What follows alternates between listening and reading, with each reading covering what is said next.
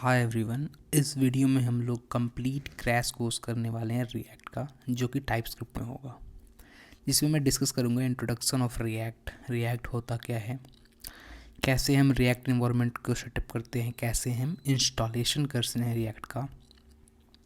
उसके बाद मैं डिस्कस करूंगा कंपोनेंट्स एंड प्रॉप्स के बारे में, जो कि बिल्डिंग ब्लॉक्स है रिएक्ट का। उसके बाद मैं स्टेट की लाइफ साइकिल के बारे में डिस्कस करूंगा, इवेंट्स क्या होते हैं, कंडीशनल रेंडरिंग कैसे करते हैं रिएक्ट में, कीज़ क्या होते हैं, लिस्ट ऑफ एलिमेंट को कैसे प्रिंट करते हैं। उसके बाद हम सीखेंगे फॉर्म हैंडलिंग, रिएक्ट राउटर भी सीखेंगे, जहां हम देखेंगे कि कैसे हम मल्टीपल रिएक्ट पेजेस को लिंक कर सकते हैं और कैसे हम नेविगेशन को परफॉर्म कर सकते हैं। उसके बाद थोड़ी बहुत स्टाइलिंग सीखेंगे, जो कि CSS मॉड्यूल से होगा, इनलाइन स्टाइलिंग से होगा। API कॉल करना सीखेंगे, एक बेसिक डिप्लॉयमेंट सीखेंगे, और उसके बाद कॉन्क्लूजन के साथ इस पूरी की पूरी क्रैश कोर्स को हम ख़त्म करेंगे। तो स्टार्ट करते हैं हम लोग इंट्रोडक्शन ऑफ रिएक्ट से, जिसमें हम रिएक्ट को समझेंगे। तो रिएक्ट को समझने के लिए जो सबसे बढ़िया साइट अवेलेबल है अभी, वो है खुद रिएक्ट का ऑफिशियल वेबसाइट, जो कि है react.dev। तो रिएक्ट एक लाइब्रेरी है जो कि वेब डेवलपमेंट के लिए यूज़ होता है, यानी वेबसाइट्स को क्रिएट करने के लिए, फ्रंट एंड एप्लीकेशंस को क्रिएट करने के लिए यूज़ होता है। तो ये जो लाइब्रेरी है उसे फेसबुक ने बनाया है, जो कि 2012 में ये लाइब्रेरी बनी हुई है। फेसबुक हो, इंस्टाग्राम हो, या फेसबुक के जो भी प्रोडक्ट्स हैं वो सारे इस रिएक्ट के ऊपर बने होते हैं। रिएक्ट की जो सबसे पॉपुलर बात है वो है इसकी कम्युनिटी। ये बहुत ही वाइडली यूज लाइब्रेरी है, जिसके कारण इसकी जो कम्युनिटी है वो काफ़ी बड़ी है। और द टॉप बहुत सारी लाइब्रेरीज पे बनी हुई हैं, जिसके यूज़ के कारण हम बहुत ही ईजिली अपने वेब एप्लीकेशंस को क्रिएट कर सकते हैं। तो रिएक्ट का डॉक्यूमेंटेशन जब से अपडेट हुआ है तब से ये काफ़ी अच्छा, मतलब इन्होंने अपने डॉक्यूमेंटेशन को बनाया है। और जो हम यूज़ कर रहे होते हैं फ्रंट एंड एप्लीकेशन को बनाने के लिए, उसका 80% पोर्शन ये अपने डॉक्यूमेंटेशन में क्लियरली एग्जाम्पल से या कोड के थ्रू और बहुत अच्छे से इन्होंने बता रखा है।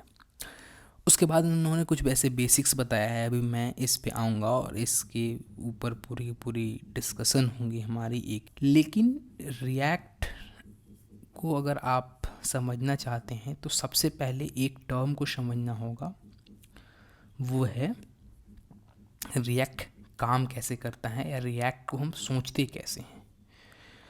तो उसके लिए मैं यहाँ पे जाता हूँ थिंकिंग इन रिएक्ट।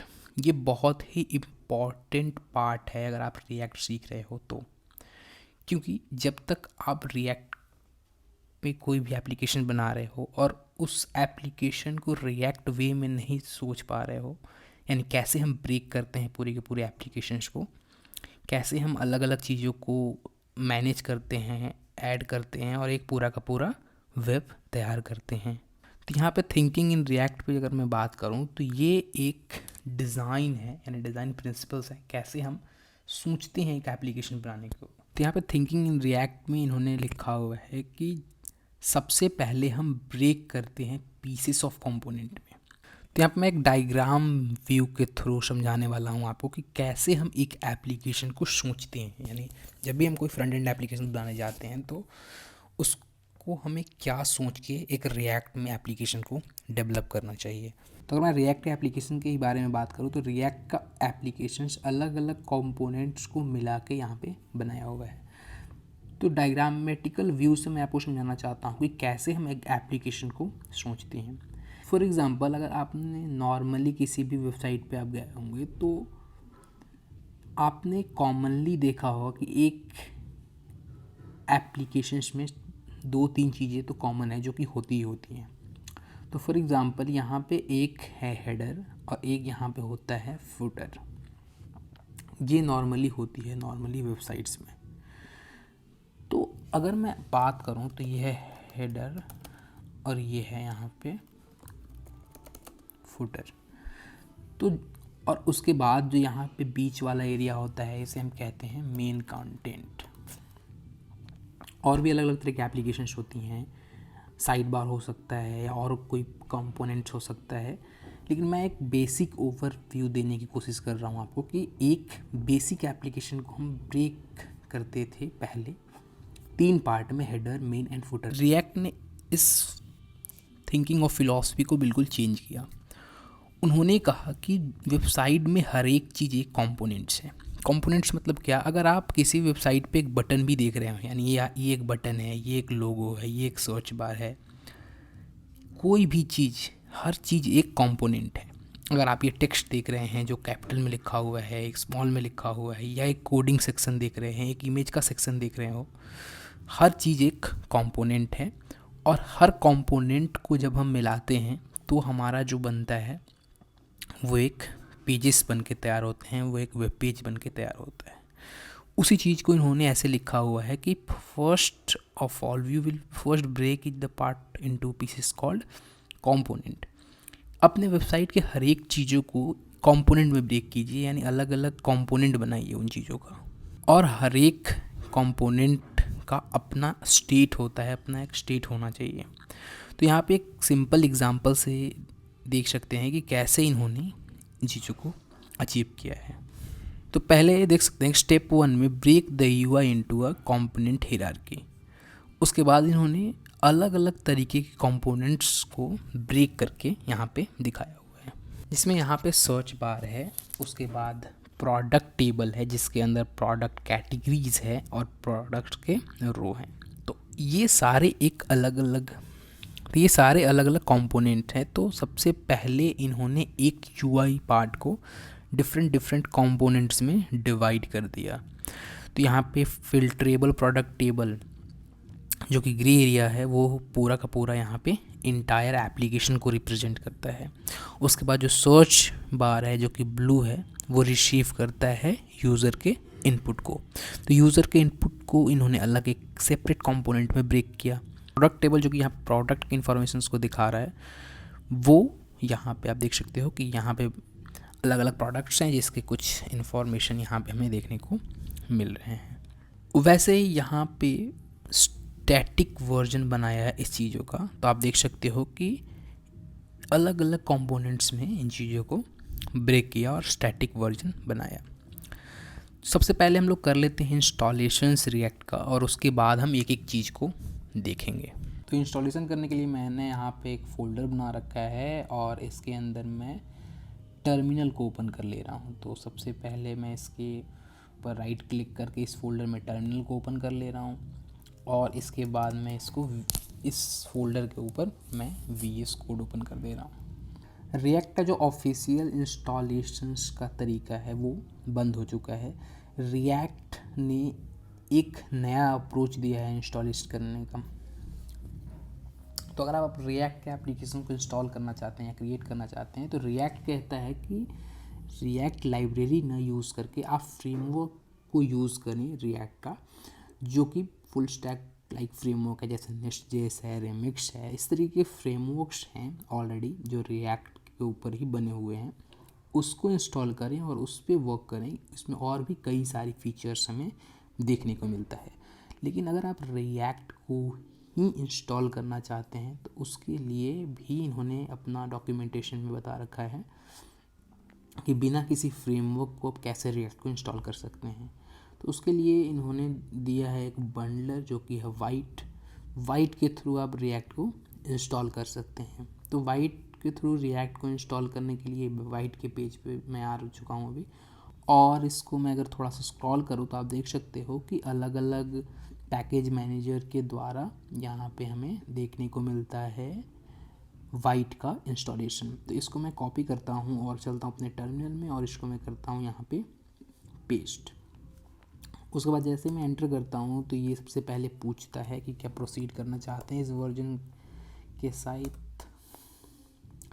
उसके बाद यहाँ पे प्रोजेक्ट नेम मांगता है, तो मैं लिख देता हूँ रिएक्ट TS। उसके बाद ये फ्रेमवर्क पूछ रहा है कि कौन से फ्रेमवर्क या लाइब्रेरी के साथ आप जाना चाहते हैं। तो मैं यहाँ पे रिएक्ट के साथ जाना चाहता हूँ, और रिएक्ट में भी जावास्क्रिप्ट या टाइपस्क्रिप्ट, तो मैं यहाँ पे टाइपस्क्रिप्ट के साथ जाना चाहता हूँ।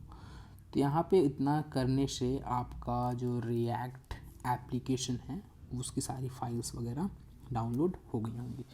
तो यहाँ पे मैं आ गया अपने VS कोड पे, और इसमें हमारा जो रिएक्ट का एप्लीकेशन है वो इंस्टॉल हो चुका है। तो सबसे पहले हमें लिखना होगा npm install जिससे हमारा पूरा का पूरा एप्लीकेशंस जो है वो इंस्टॉल हो जाएगा। यहाँ पे जो भी इसकी पैकेजेस हैं, लाइब्रेरीज़ हैं, वो रिएक्ट के इंस्टॉल हो जाएंगे।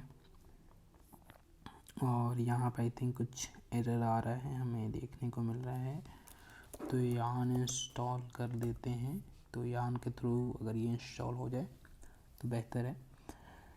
जब तक ये इंस्टॉल हो रहा है तब तक मैं आपको बता देता हूँ इसके फाइल्स एंड फोल्डर्स के बारे में। तो यहाँ पे जो सबसे मेन फाइल है वो है index.html। यही फाइल हमारे ब्राउज़र पे रन होता है और पूरा का पूरा जो भी हम कंपोनेंट्स लिखते हैं वो जावास्क्रिप्ट के थ्रू यहीं पे एम्बेड होता है। जैसा कि आप देख सकते हो कि यहाँ पे main.tsx फाइल जो है वो लगा हुआ है। तो उसके बाद यहाँ पे दो फोल्डर्स हैं, जो कि है एक पब्लिक फोल्डर और एक यहाँ पे है सोर्स फोल्डर। सोर्स फोल्डर जो है वो एक इम्पॉर्टेंट फोल्डर है, क्योंकि इसके अंदर ही हम पूरा का पूरा काम करने वाले होते हैं। तो यहाँ पे आप देख सकते हो कि यहाँ पे दो फाइल्स हैं, एक है main.tsx, एक है app.tsx। तो यहाँ पे main.tsx जो है उसके अंदर हमारा एक ऐप नाम का कंपोनेंट रन हो रहा है। app.tsx क्या है? app.tsx यहाँ पे कंपोनेंट है सिंपली, जो कि यहाँ पे यूज़ हो रहा है main.tsx के अंदर। main.tsx क्या कर रहा है? main.tsx सिंपली document.getElementById से इस रूट एलिमेंट को एक्सेस कर रहा है, जो कि यहाँ पे एक index.html का div की आईडी है। और इस रूट एलिमेंट को एक्सेस करके उसके अंदर ये ऐप कंपोनेंट पूरा का पूरा रन हो रहा है। तो अगर मैं एक एग्ज़ाम्पल के थ्रू आपको बताऊं, तो हमारे पास है एक, यहाँ पे अगर आप मैं एग्ज़ाम्पल दूं तो यहाँ पे एक main.tsx फाइल है। अगर मैं इसको थोड़ा सा छोटा करूं, ये एक main.tsx फाइल है। इसके ऊपर जो फाइल है वो यहाँ पे है app.tsx, और main.tsx जो है वो यहाँ पे app.tsx को इंपोर्ट किए हुए हैं। तो इसको अगर मैं डिलीट करूँ और सिंपली इसको यहाँ पे अगर लगाऊँ, तो ये जो main.tsx है वो ऐप को इंपोर्ट किया हुआ है। main.tsx क्या करता है? main.tsx जो है वो इंडेक्स फाइल के ऊपर अपने पूरे के पूरे जावास्क्रिप्ट को एम्बेड करता है। तो ये यहाँ पे इंडेक्स फाइल के ऊपर पूरे के पूरे जावास्क्रिप्ट को एम्बेड कर रहा होता है। अब हम जो भी कंपोनेंट्स बनाएंगे वो इस कंपोनेंट के ऊपर रेंडर होंगे। तो अगर मैं कोई भी कंपोनेंट बनाता हूँ यहाँ पे, तो ये कंपोनेंट, जो भी कंपोनेंट होंगे वो यहाँ पे इस ऐप के ऊपर यहाँ पे चलेंगे। तो फॉर एग्जांपल मैं यहाँ पे एक बनाऊँगा हेलो कंपोनेंट, जो कि एक सिंपल हेलो मैसेज को रेंडर कर रहा होगा हमारे वेब पेज पे। वो इन पर्टिकुलर कंपोनेंट के ऊपर ऐसे हम इंपोर्ट करेंगे, और ये सारे कंपोनेंट्स जो हैं वो इवेंचुअली इंडेक्स के पास जा रही हैं और इंडेक्स के थ्रू हमारा वेब पेज बनता हुआ दिख रहा है। तो उसी तरीके से ये यहाँ पे दो फाइल्स हैं, जो कि है main.tsx और app.tsx। उसके बाद यहाँ पे दो css फाइल्स हैं, जो कि है एक index.css, एक है app.css। तो index.css जो है वो एक इंडेक्स फाइल को स्टाइल करने के लिए बना हुआ है। तो यहाँ पे एक इंडेक्स फाइल है जिसको ये बेसिकली स्टाइल करेगा। तो यहाँ पे जो index.css है वो main.tsx में पोर्टेड है, जिसके थ्रू ये बेसिक इंडेक्स फाइल की स्टाइलिंग करेगा। उसके बाद एक और css फाइल है जो कि है app.css। तो app.css में जो सारे स्टाइलिंग लिखे हुए हैं वो ऐप कंपोनेंट के हैं। हम जो भी कंपोनेंट बनाते हैं रिएक्ट में, उसके अंदर अगर हमें CSS अप्लाई करना होता है तो एक तरीका है आप इनलाइन CSS लिख सकते हैं। दूसरा तरीका है जो कि बहुत ही रीयूजेबल और सही तरीका है, वो है आप एक CSS की फाइल बनाओ और उसके अंदर पूरे के पूरे अपने CSS लिखो और उस पर्टिकुलर कंपोनेंट में यहाँ पे इंपोर्ट कर दो। सबसे पहले हम रन करके देख लेते हैं इस प्रोजेक्ट को, क्या हमें देखने को मिलता है, क्योंकि हमारा इंस्टॉलेशन यहाँ पे कंप्लीट हो चुका है। तो यान रन डेव अगर मैं लिखूँ कमांड, तो ये वाइट जो है यहाँ पे स्टार्ट कर देगा एक लोकल सर्वर को, जिस पे हमारा रिएक्ट का एप्लीकेशन रन हो रहा होगा।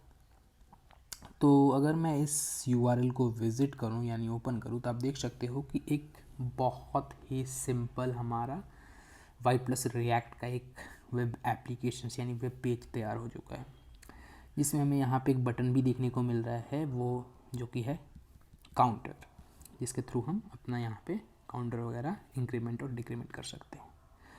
इन सारी चीज़ों को पहले हम हटाते हैं और उसके बाद हम अपना एक बिल्कुल फ्रेश कॉम्प लिखते हैं।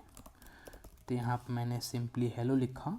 उसके बाद अगर मैं आपको दिखाऊं तो यहाँ पे सिंपली हेलो स्क्रीन पे दिखाई दे रहा है। ये बेसिक स्टाइलिंग इसलिए है क्योंकि यहाँ पे जो index.css है इसमें कुछ स्टाइलिंग की हुई है, जिसके कारण हमें वो बेसिक स्टाइल देखने को मिल रही है। तो अगर मैं इसको भी हटाऊं तो आप देख सकते हो कि ये बिल्कुल सिंपल स्टाइल पे आ चुका है। और उसके बाद app.css की स्टाइलिंग भी अगर मैं हटा दूं तो यहाँ पे आप और भी देख सकते हो कि बिल्कुल एक नॉर्मल स्टाइल के ऊपर ये मूव कर चुका है। अब हम यहाँ से शुरू करते हैं अपने रिएक्ट को समझना। तो यहाँ पे हमने रिएक्ट का जो सेटअप है वो कंप्लीट किया हुआ है और अब हम देखने वाले हैं कंपोनेंट के बारे में। तो कंपोनेंट एक बिल्डिंग ब्लॉक्स है रिएक्ट का, यानी हम जो भी यूआईज बनाते हैं उसको हम अलग अलग कंपोनेंट में ब्रेक करते हैं।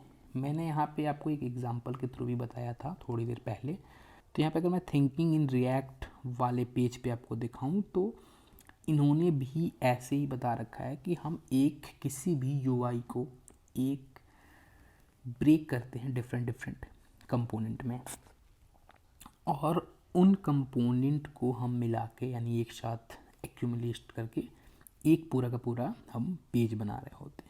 तो अगर मैं किसी भी तरह का कंपोनेंट बनाना हो तो अगर हम जनरली जो स्टाइल फॉलो करते हैं वो एक फोल्डर क्रिएट करते हैं जो कि नाम है कंपोनेंट्स, और इसके अंदर हम अलग अलग तरीके के कंपोनेंट्स क्रिएट कर रहे होते हैं। तो यहाँ पे मैं हेलो कंपोनेंट क्रिएट करने वाला हूँ। तो कंपोनेंट्स के अंदर भी हम फोल्डर बनाते हैं जिसका नाम है हेलो, जो कि एक हेलो कंपोनेंट है, और उसके अंदर हम फाइल बनाते हैं जो कि है hello.tsx। अब क्योंकि ये कंपोनेंट टाइपस्क्रिप्ट में बना हुआ है तो इसीलिए हम यहाँ पे hello.tsx लिख रहे हैं। तो जैसे ही मैंने यहाँ पे एंटर किया तो उसके बाद हमारा जो hello.tsx फाइल है वो बन के तैयार हो चुका है। तो अब हमें कंपोनेंट बनाने के लिए हमें एक सिंपल जावास्क्रिप्ट का फंक्शन लिखना होता है, क्योंकि कंपोनेंट और कुछ नहीं है, एक जावास्क्रिप्ट फंक्शन है जो कि रिटर्न करता है JSX। तो यहाँ पे जावास्क्रिप्ट फंक्शन में अगर मैं आपको दिखाऊं तो यहाँ पे लिखता हूँ फंक्शन हेलो, और यहाँ पे सिंपली ये एक सिंपल मैंने यहाँ पे फंक्शन बना दिया है। और उसके बाद ये क्योंकि जावास्क्रिप्ट का, क्योंकि ये कंपोनेंट है और कंपोनेंट क्या रिटर्न करता है JSX, तो यहाँ पे मैं रिटर्न लिखने वाला हूँ और रिटर्न में क्या करूँगा, रिटर्न करूँगा एक JSX। तो यहाँ पे मैं डिव, जो एक डिव नहीं है, एक JSX कंपोनेंट है और जिसके अंदर मैं रिटर्न करूँगा हेलो कंपोनेंट।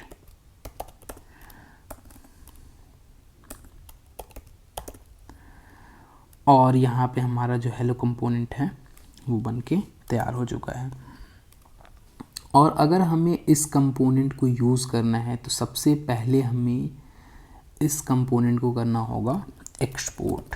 तो यहाँ पे एक्सपोर्ट करने के बाद हम इस कंपोनेंट को किसी और कंपोनेंट में इंपोर्ट कर सकते हैं और उसको वहाँ पे यूज़ कर सकते हैं। तो यहाँ पे मैं इंपोर्ट करता हूँ हेलो।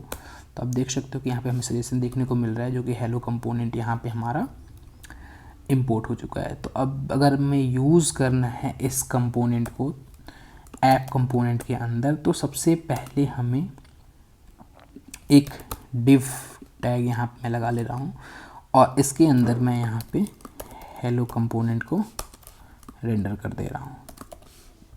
और यहाँ पे जो हमारा हेलो कंपोनेंट है वो रेंडर हो चुका है। तो अगर मैं आपको दिखाऊँ अपने एप्लीकेशन में तो आप देख सकते हो कि यहाँ पे हेलो कंपोनेंट देखने को मिल रहा है।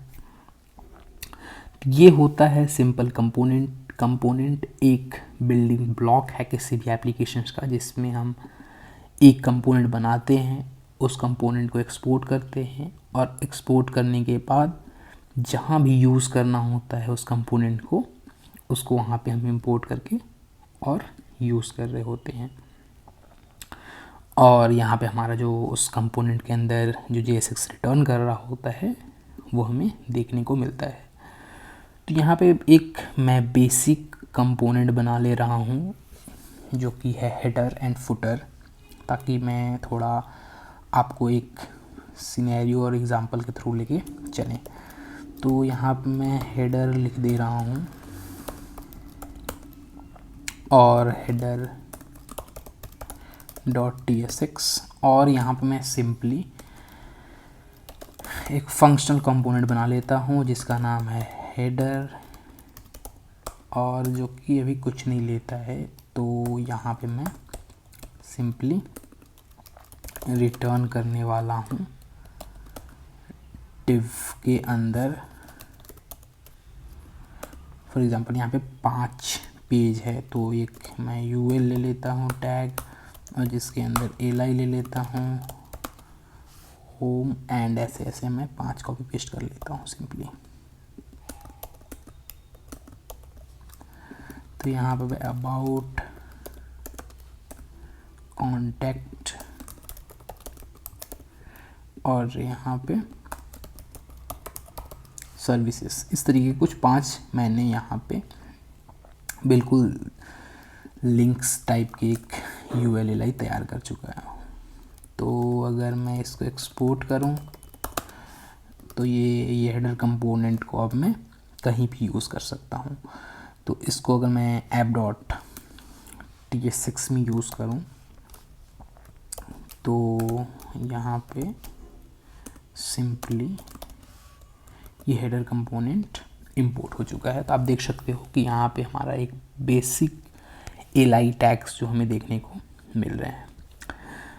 और अगर मैं थोड़ी सी स्टाइलिंग कर दूँ इसकी तो और ये ज़्यादा सही तरीके से हमें देखने को मिलेगा। तो अगर आपको किसी भी कंपोनेंट को स्टाइल करना है तो सबसे पहले हम उसका क्लास नेम के थ्रू कंपोनेंट को स्टाइल कर सकते हैं, या फिर हम इनलाइन स्टाइल के थ्रू कर सकते हैं। तो सबसे पहले हम इनलाइन स्टाइल के थ्रू इन चीज़ों को स्टाइल करके देख लेते हैं। तो इनलाइन स्टाइल लगाने के लिए हमारे पास एक होता है स्टाइल नाम की प्रॉप्स। अभी मैं प्रॉप्स के बारे में और डिटेल में डिस्कस करूँगा, लेकिन अभी ऐसे सोचिए कि यहाँ पे स्टाइल लगाते हैं और इसके अंदर हम एक ऑब्जेक्ट लिखते हैं, और ऑब्जेक्ट के अंदर हम जावास्क्रिप्ट की स्टाइलिंग को पेस्ट कर रहे होते हैं।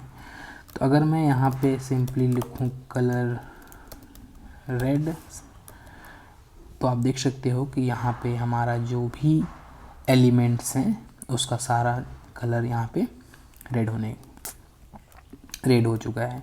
तो इस तरीके से हम लगाते हैं इनलाइन स्टाइल। लेकिन इनलाइन स्टाइल की एक प्रॉब्लम ये है कि हमें हर कंपोनेंट के ऊपर अलग अलग तरीके की स्टाइलिंग लगानी पड़ती है, और उसके बाद वो कंपोनेंट देखने में थोड़ा अगली सा लगने लगता है। इसके लिए हम बनाते हैं एक फाइल जिसको हम इंपोर्ट करते हैं इस कंपोनेंट के अंदर, और ये कंपोनेंट की सारी स्टाइलिंग को हम एक CSS में लिखते हैं। तो उससे पहले हम यहाँ पे लिखेंगे header.css, और इसको हम यहाँ पे इंपोर्ट कर रहे होंगे हेडर वाले फाइल के अंदर। तो यहाँ पे मैं इंपोर्ट करूँगा /, क्योंकि ये सेम डायरेक्टरी के अंदर है, तो मैंने यहाँ पे सिंपली header.css को इंपोर्ट किया है। अब मैं जो भी स्टाइलिंग यहाँ पे लगाऊंगा वो सारी स्टाइलिंग अप्लाई हो जाएंगी header.tsx फाइल के अंदर। तो सबसे पहले मैं यहाँ पे ID ले लेता हूँ और ID का नाम रख लेता हूँ हेडर सिंपली। तो अगर मैं यहाँ पे हेडर ID जो लगा हुआ है उसको एक्सेस करके उस पर अप्लाई करूँ तो यहाँ पे हैश हेडर लिख लेता हूँ और इसको मैं स्टाइल यहाँ पे करता हूँ। तो अगर अभी कलर की प्रॉपर्टीज़ मैं चेंज करूँ, जैसे कोई भी ब्लैक तो है ही, ये ग्रीन या रेड ऐसे कुछ कलर है, इस तरीके करो तो आप देख सकते हो कि यहाँ पे कलर हमारा चेंज हो चुका है। और उसके बाद अगर मैं यहाँ पे बैकग्राउंड कलर भी आपको चेंज करके दिखाऊं तो एक अलग तरीके का कलर है यहाँ पे एलमॉन्ड, उस तरीके का देख सकते हो कि आप पूरी की पूरी बैकग्राउंड यहाँ पे हम चेंज कर पा रहे हैं। तो इसी तरीके से हम अलग अलग तरीके की चीज़ों को स्टाइल कर पाएंगे बेस्ड अपॉन जो भी हमारा आईडीज़ हैं या कंपोनेंट को हम सीधा एक्सेस कर सकते हैं। फॉर एग्ज़ाम्पल मैं यहाँ पे यूएल को स्टाइल करना चाहता हूँ थोड़ी सी, तो यहाँ पे यूएल को स्टाइल करना चाहूँगा तो उसके बाद यूएल को मैंने यहाँ पे सेलेक्ट किया है और उसके बाद मैं इस टैग के ऊपर कोई भी स्टाइल को परफॉर्म कर सकता हूँ। तो गाइस यहाँ पे मैंने कुछ बेसिक स्टाइल्स की हुई हैं, जिसमें हेडर्स में मैंने कुछ थोड़े से फ्लैक्स वगैरह का यूज़ किया हुआ है और यहाँ पे ULLI को थोड़ा सा स्टाइल किया हुआ है और ये स्लाइटली यहाँ पे हमें देखने को मिल रहा है बिल्कुल हेडर जैसा, लेकिन ये एक्चुअल में हेडर नहीं है, हेडर जैसा नहीं है, लेकिन यहाँ पे हमें बिल्कुल हेडर जैसा देखने में मिल रहा है। तो एक तो तरीका ये है जिसमें हम यहाँ पे हेडर के अंदर एक ULLI इस तरीके के हम कंपोनेंट्स को लिखते हैं और उसके बाद हम ऐप के अंदर चीज़ों को यहाँ पे हम इंपोर्ट करते हैं और हम डिफरेंट तरीके के कंपोनेंट को ऐसे इंपोर्ट करते हैं और हमारा पूरा का पूरा एक तरीके से वेब पेज बन के तैयार हो रहा होता है।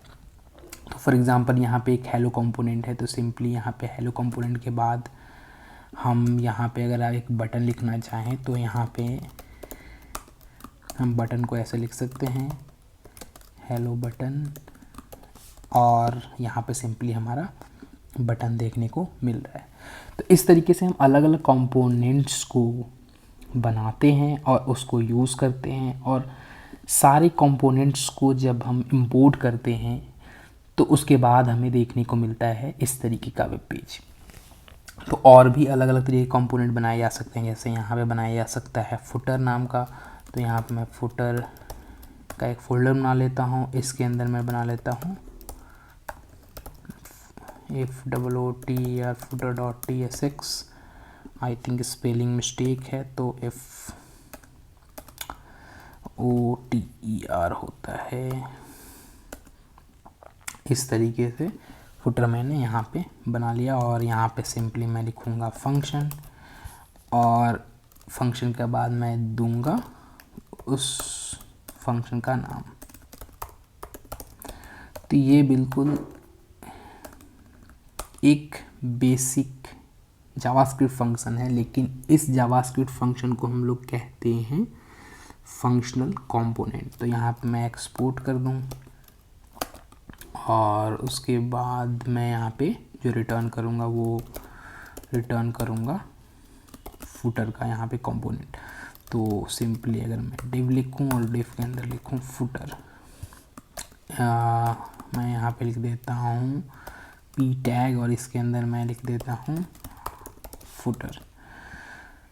और अगर मैं इसको यूज़ करूँ तो ये फुटर हमारा देखने को मिलेगा। तो इसको मैं अगर यूज़ करूँ फुटर को और अगर मैं इसको इंपोर्ट करूँ सिंपली, तो हमें फुटर कंपोनेंट यहाँ पे देखने को मिल सकता है। तब ये स्टाइलिंग की पार्ट हुई, जैसे हेडर मैंने स्टाइल किया वैसे ही हम फुटर को अलग अलग तरीके से अच्छे से स्टाइल कर सकते हैं, इसमें और भी बहुत सारी चीज़ें लिख सकते हैं। और उसके बाद हमारा जो हेलो कंपोनेंट है, जो कि एक मेन सेक्शन कंपोनेंट है, उसके अंदर भी बहुत सारे कंपोनेंट होंगे और उन सारे कंपोनेंट्स का जो मिक्सअप होगा वो हमारा मेन कंपोनेंट होगा, जो कि हेलो कंपोनेंट है, और वो इंपोर्ट हो रहा होगा at the end app component में, जिससे हमारा पूरा का पूरा वेब पेज फॉर्म हो रहा होगा। तो ये तो है सिंपल कंपोनेंट। लेकिन अगर हमें किसी कंपोनेंट के अंदर किसी भी तरीके की वैल्यू को पास करना है तो हम कैसे करेंगे। फॉर एग्ज़ाम्पल यहाँ पे हमारे पास 3 कंपोनेंट है, हेडर, हेलो एंड यहाँ पे फुटर, ये 3 कंपोनेंट हैं। अब फॉर एग्जांपल ऐप कंपोनेंट के पास यूज़र का इंफॉर्मेशन है, तो मैं यहाँ पे एक सिंपल यूज़र का एक ऑब्जेक्ट बना ले रहा हूँ, तो वो ऐप कंपोनेंट के पास है। तो यूज़र आईडी जो कि है 1 2 3, सिंपली यूज़र नेम जो है वो है रिएक्ट टीएस यूज़र। तो अब अगर हेडर कंपोनेंट को यूज़र का इंफॉर्मेशन चाहिए तो हम कैसे भेजेंगे, तो उसके लिए आता है हमारे पास प्रॉप्स। प्रॉप्स जो होते हैं वो एक तरीका है जिसमें हम एक कंपोनेंट से दूसरे कंपोनेंट में वैल्यू या डेटा को पास कर सकते हैं। तो हेडर कंपोनेंट के अंदर अगर हमें यूज़र की इंफॉर्मेशन पास करनी है तो हम प्रॉप्स के थ्रू पास करते हैं, और उससे पहले हम देते हैं प्रॉप्स का नेम। तो प्रॉप्स का नेम हम देते हैं यूज़र डिटेल्स, और इसके अंदर हम लिखते हैं यूज़र। अब इस कंपोनेंट के अंदर हम यूज़र डिटेल्स प्रॉप्स को एक्सेस करेंगे। तो यहाँ पे यूज़र डिटेल्स को एक्सेस करने के लिए हम यहाँ पे लिखते हैं सिंपली प्रॉप्स। प्रॉप्स जो है वो एक हमारा कह सकते हैं कि बाय डिफ़ॉल्ट एक कन्वेंशन है कि जो भी चीज़ हम यहाँ से पास करेंगे, तो अभी मैं इसको हटाता हूँ, तो जो भी चीज़ हम यहाँ पे पास करेंगे वो सारी, अगर यहाँ पे यूज़र डिटेल्स है और भी कुछ डिटेल्स होंगे जैसे प्रोफाइल डिटेल्स मान लेते हैं, तो इस तरीके के कुछ भी डिटेल्स हों तो उस तरीके के डिटेल्स को हम पास करने के लिए हम प्रॉप्स का यूज़ करते हैं। तो प्रॉप्स के अंदर वो सारी चीज़ें हमारा पास आ जाएंगी। अब क्योंकि हम टाइपस्क्रिप्ट लिख रहे हैं तो इस प्रॉप्स का हमें टाइप्स बताने की ज़रूरत है। तो यहाँ पे मैं एक टाइपस्क्रिप्ट के थ्रू टाइप लिख देता हूँ, और यहाँ पे मैं प्रॉप्स टाइप एक बना लेता हूँ, सिंपली टाइप, जिसमें मैं यहाँ पे लिख देता हूँ यूजर डिटेल्स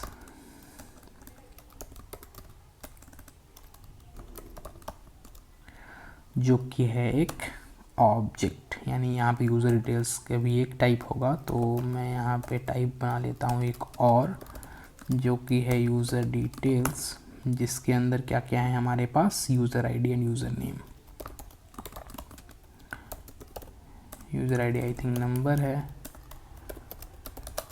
यूज़र नेम जो है वो स्ट्रिंग है, और इस टाइप को मैं यहाँ पे रख लेता हूँ। तो अब यहाँ पे देख सकते हैं कि हमने यहाँ पे 2 प्रॉप्स पास किए हुए हैं। तो अभी फ़िलहाल के लिए मैं यहाँ पे एक ही लेता हूँ, और तो यहाँ पे मैं प्रॉप्स टाइप को कॉपी करता हूँ और पेस्ट कर देता हूँ। तो अब देख सकते हो कि यहाँ पे जो हमारा प्रॉप्स टाइप्स है वो उसके अंदर क्या है, वो उसके अंदर है यूज़र डिटेल्स, और यूज़र डिटेल्स जो टाइप है उसके अंदर user ID and user name. तो इस तरीके से हम प्रॉप्स का टाइप डिफाइन कर रहे होते हैं अगर आप टाइप स्क्रिप्ट में चीज़ों को लिख रहे हो तो, और उस टाइप के थ्रू हम प्रॉप्स का टाइप बता रहे होते हैं। तो अगर मैं यहाँ पे एक और li यूज़ करूँ, तो मैं यहाँ पे लिखता हूँ li सिंपली, और li के अंदर हम लिखते हैं प्रॉप्स की वैल्यू। तो अगर हमें किसी भी ऑब्जेक्ट, जैसे कि यहाँ पे यूज़र है, यूज़र ऑब्जेक्ट की यहाँ पे प्रॉपर्टीज़ है user ID and user name, तो अभी तक तो हमने यहाँ पे सिंपली टेक्स्ट लिखा हुआ है। तो अगर हमें किसी भी ऑब्जेक्ट की प्रॉपर्टीज़ की वैल्यू को प्रिंट करना है तो उसके लिए J6 तरीका देता है कर्ली ब्रेसेस लगाने का, और उसके अंदर हम अपने ऑब्जेक्ट की प्रॉपर्टीज़ को लिख सकते हैं जो कि उसकी वैल्यू को वहाँ पे J6 जो कि उसकी वैल्यू को हमारे डॉम पे दिखाएगा। तो यहाँ पे मैं लिखता हूँ प्रॉप्स डॉट यूज़र डिटेल्स, क्योंकि यूज़र डिटेल्स एक ऑब्जेक्ट है जो हमें प्रॉप्स के थ्रू मिल रहा है, और उसके बाद मैं यहाँ पे लिख देता हूँ यूज़र नेम, और यहाँ पे सिंपल मैं लिख देता हूँ यूज़र। अगर हम अपने J6 के अंदर जावास्क्रिप्ट को यूज़ करना चाहते हैं तो इस तरीके से हम अपने J6 के अंदर जावास्क्रिप्ट को यूज़ कर सकते हैं, जावास्क्रिप्ट ऑब्जेक्ट्स को यूज़ कर सकते हैं। तो अगर मैं आपको वेब पेज पे ले जाऊँ तो आप देख सकते हो कि यहाँ पे आप देख सकते हो कि यूज़र के अंदर हमें देखने को मिल रहा है रिएक्ट टीएस यूज़र। तो इसको थोड़ा सा मैं स्पेस वो कर दे रहा हूँ। तो अगर मैं यहाँ पे जाऊँ app.jsx में और इसको मैं थोड़ा सा यहाँ पे स्पेस दूँ तो आपको क्लैरिटी के साथ यहाँ पे यूज़र देखने को मिलेगा, React TS user. I think ये यूज़र हटा देना चाहिए हमें। तो इस तरीके से हमें देखने को मिलेगा। तो इस तरीके से हम पास कर सकते हैं अब प्रॉप्स के थ्रू एक कंपोनेंट से दूसरे कंपोनेंट में। तो ये यूज़र आईडी भी स्ट्रिंग ही है, तो यहाँ पर मैं स्ट्रिंग लिख लेता हूँ। तो ये टाइप का जो एरर आ रहा था अभी वो हट चुका है। तो एक कंपोनेंट से दूसरे कंपोनेंट में अगर हमें डिटेल्स डेटा को पास करना है तो हम इस तरीके से प्रॉप्स के थ्रू पास कर सकते हैं। तो यहाँ पे मैंने हेडर के अंदर डिफ़ाइन किया हुआ है यहाँ पे, जो कि है प्रॉप्स। दूसरा तरीका होता है प्रॉप्स को रिसीव करने का ऑब्जेक्ट डिस्ट्रक्चरिंग के थ्रू। तो यहाँ पे मैं डायरेक्ट ही यूज़र डिटेल्स को डिस्ट्रक्चर कर सकता हूँ और उस ऑब्जेक्ट का मैं टाइप बता सकता हूँ। तो यहाँ पे यूज़र डिटेल्स और इसका मैं अगर टाइप लिखूँ तो ये है यूज़र डिटेल्स। तो मैं यहाँ पे सिंपली इसका टाइप बता सकता हूँ। तो यहाँ पे मैं यूज़र डिटेल्स टाइप को पेस्ट कर देता हूँ। तो अब हमारा प्रॉप्स रहा नहीं, अब हमारे पास है यूज़र डिटेल्स जो कि डायरेक्टली हमें देखने को मिल रहा है। तो user details dot user name हमें यहाँ पे डायरेक्टली देखने को मिल रहा है। वैल्यू हमारा सेम प्रिंट होगा क्योंकि अभी यूज़र ऑब्जेक्ट के अंदर हमने किसी भी तरीके का चेंज नहीं किया और हमारे पास देखने को मिल रहा है यहाँ पे यूज़र की डिटेल्स। तो ये होता है प्रॉप्स, जिसमें हम किसी एक कंपोनेंट से दूसरे कंपोनेंट के अंदर डेटा को पास कर रहे होते हैं। अब बात आती है स्टेट की। स्टेट की ज़रूरत क्या है और स्टेट का लाइफ साइकिल क्या होता है। स्टेट होता है किसी भी कंपोनेंट के अंदर डेटा को होल्ड करने का एक मैकेनिज़्म है स्टेट। जानते हैं स्टेट के बारे में कि कैसे हम स्टेट के थ्रू एक सम अमाउंट ऑफ डेटा को होल्ड कर सकते हैं हमारे रिएक्ट एप्लीकेशन में, और रिएक्ट एप्लीकेशन में हम उस डेटा को कैसे यूज़ कर सकते हैं। फॉर एग्ज़ाम्पल अगर आपको एक एप्लीकेशन बनाना है, सिंपल एप्लीकेशन ले लेते हैं अभी काउंटर का। तो सबसे पहले हम कंपोनेंट बना लेते हैं और स्टेट को एग्ज़ाम्पल से समझते हैं। तो एक कंपोनेंट होगा काउंटर और इसमें एक फाइल बना लेता हूँ counter.tsx। तो यहाँ पे मैं एक फंक्शनल कंपोनेंट लेने वाला हूँ। तो यहाँ पे मैं लिख देता हूँ फंक्शन, जिसमें मैं लिख देता हूँ। तो ये कंपोनेंट के अंदर हमारे पास होगा एक div टैग, जिसके अंदर होगा एक पैराग्राफ टैग, जिसमें होगा यहाँ पे हमारा काउंटर,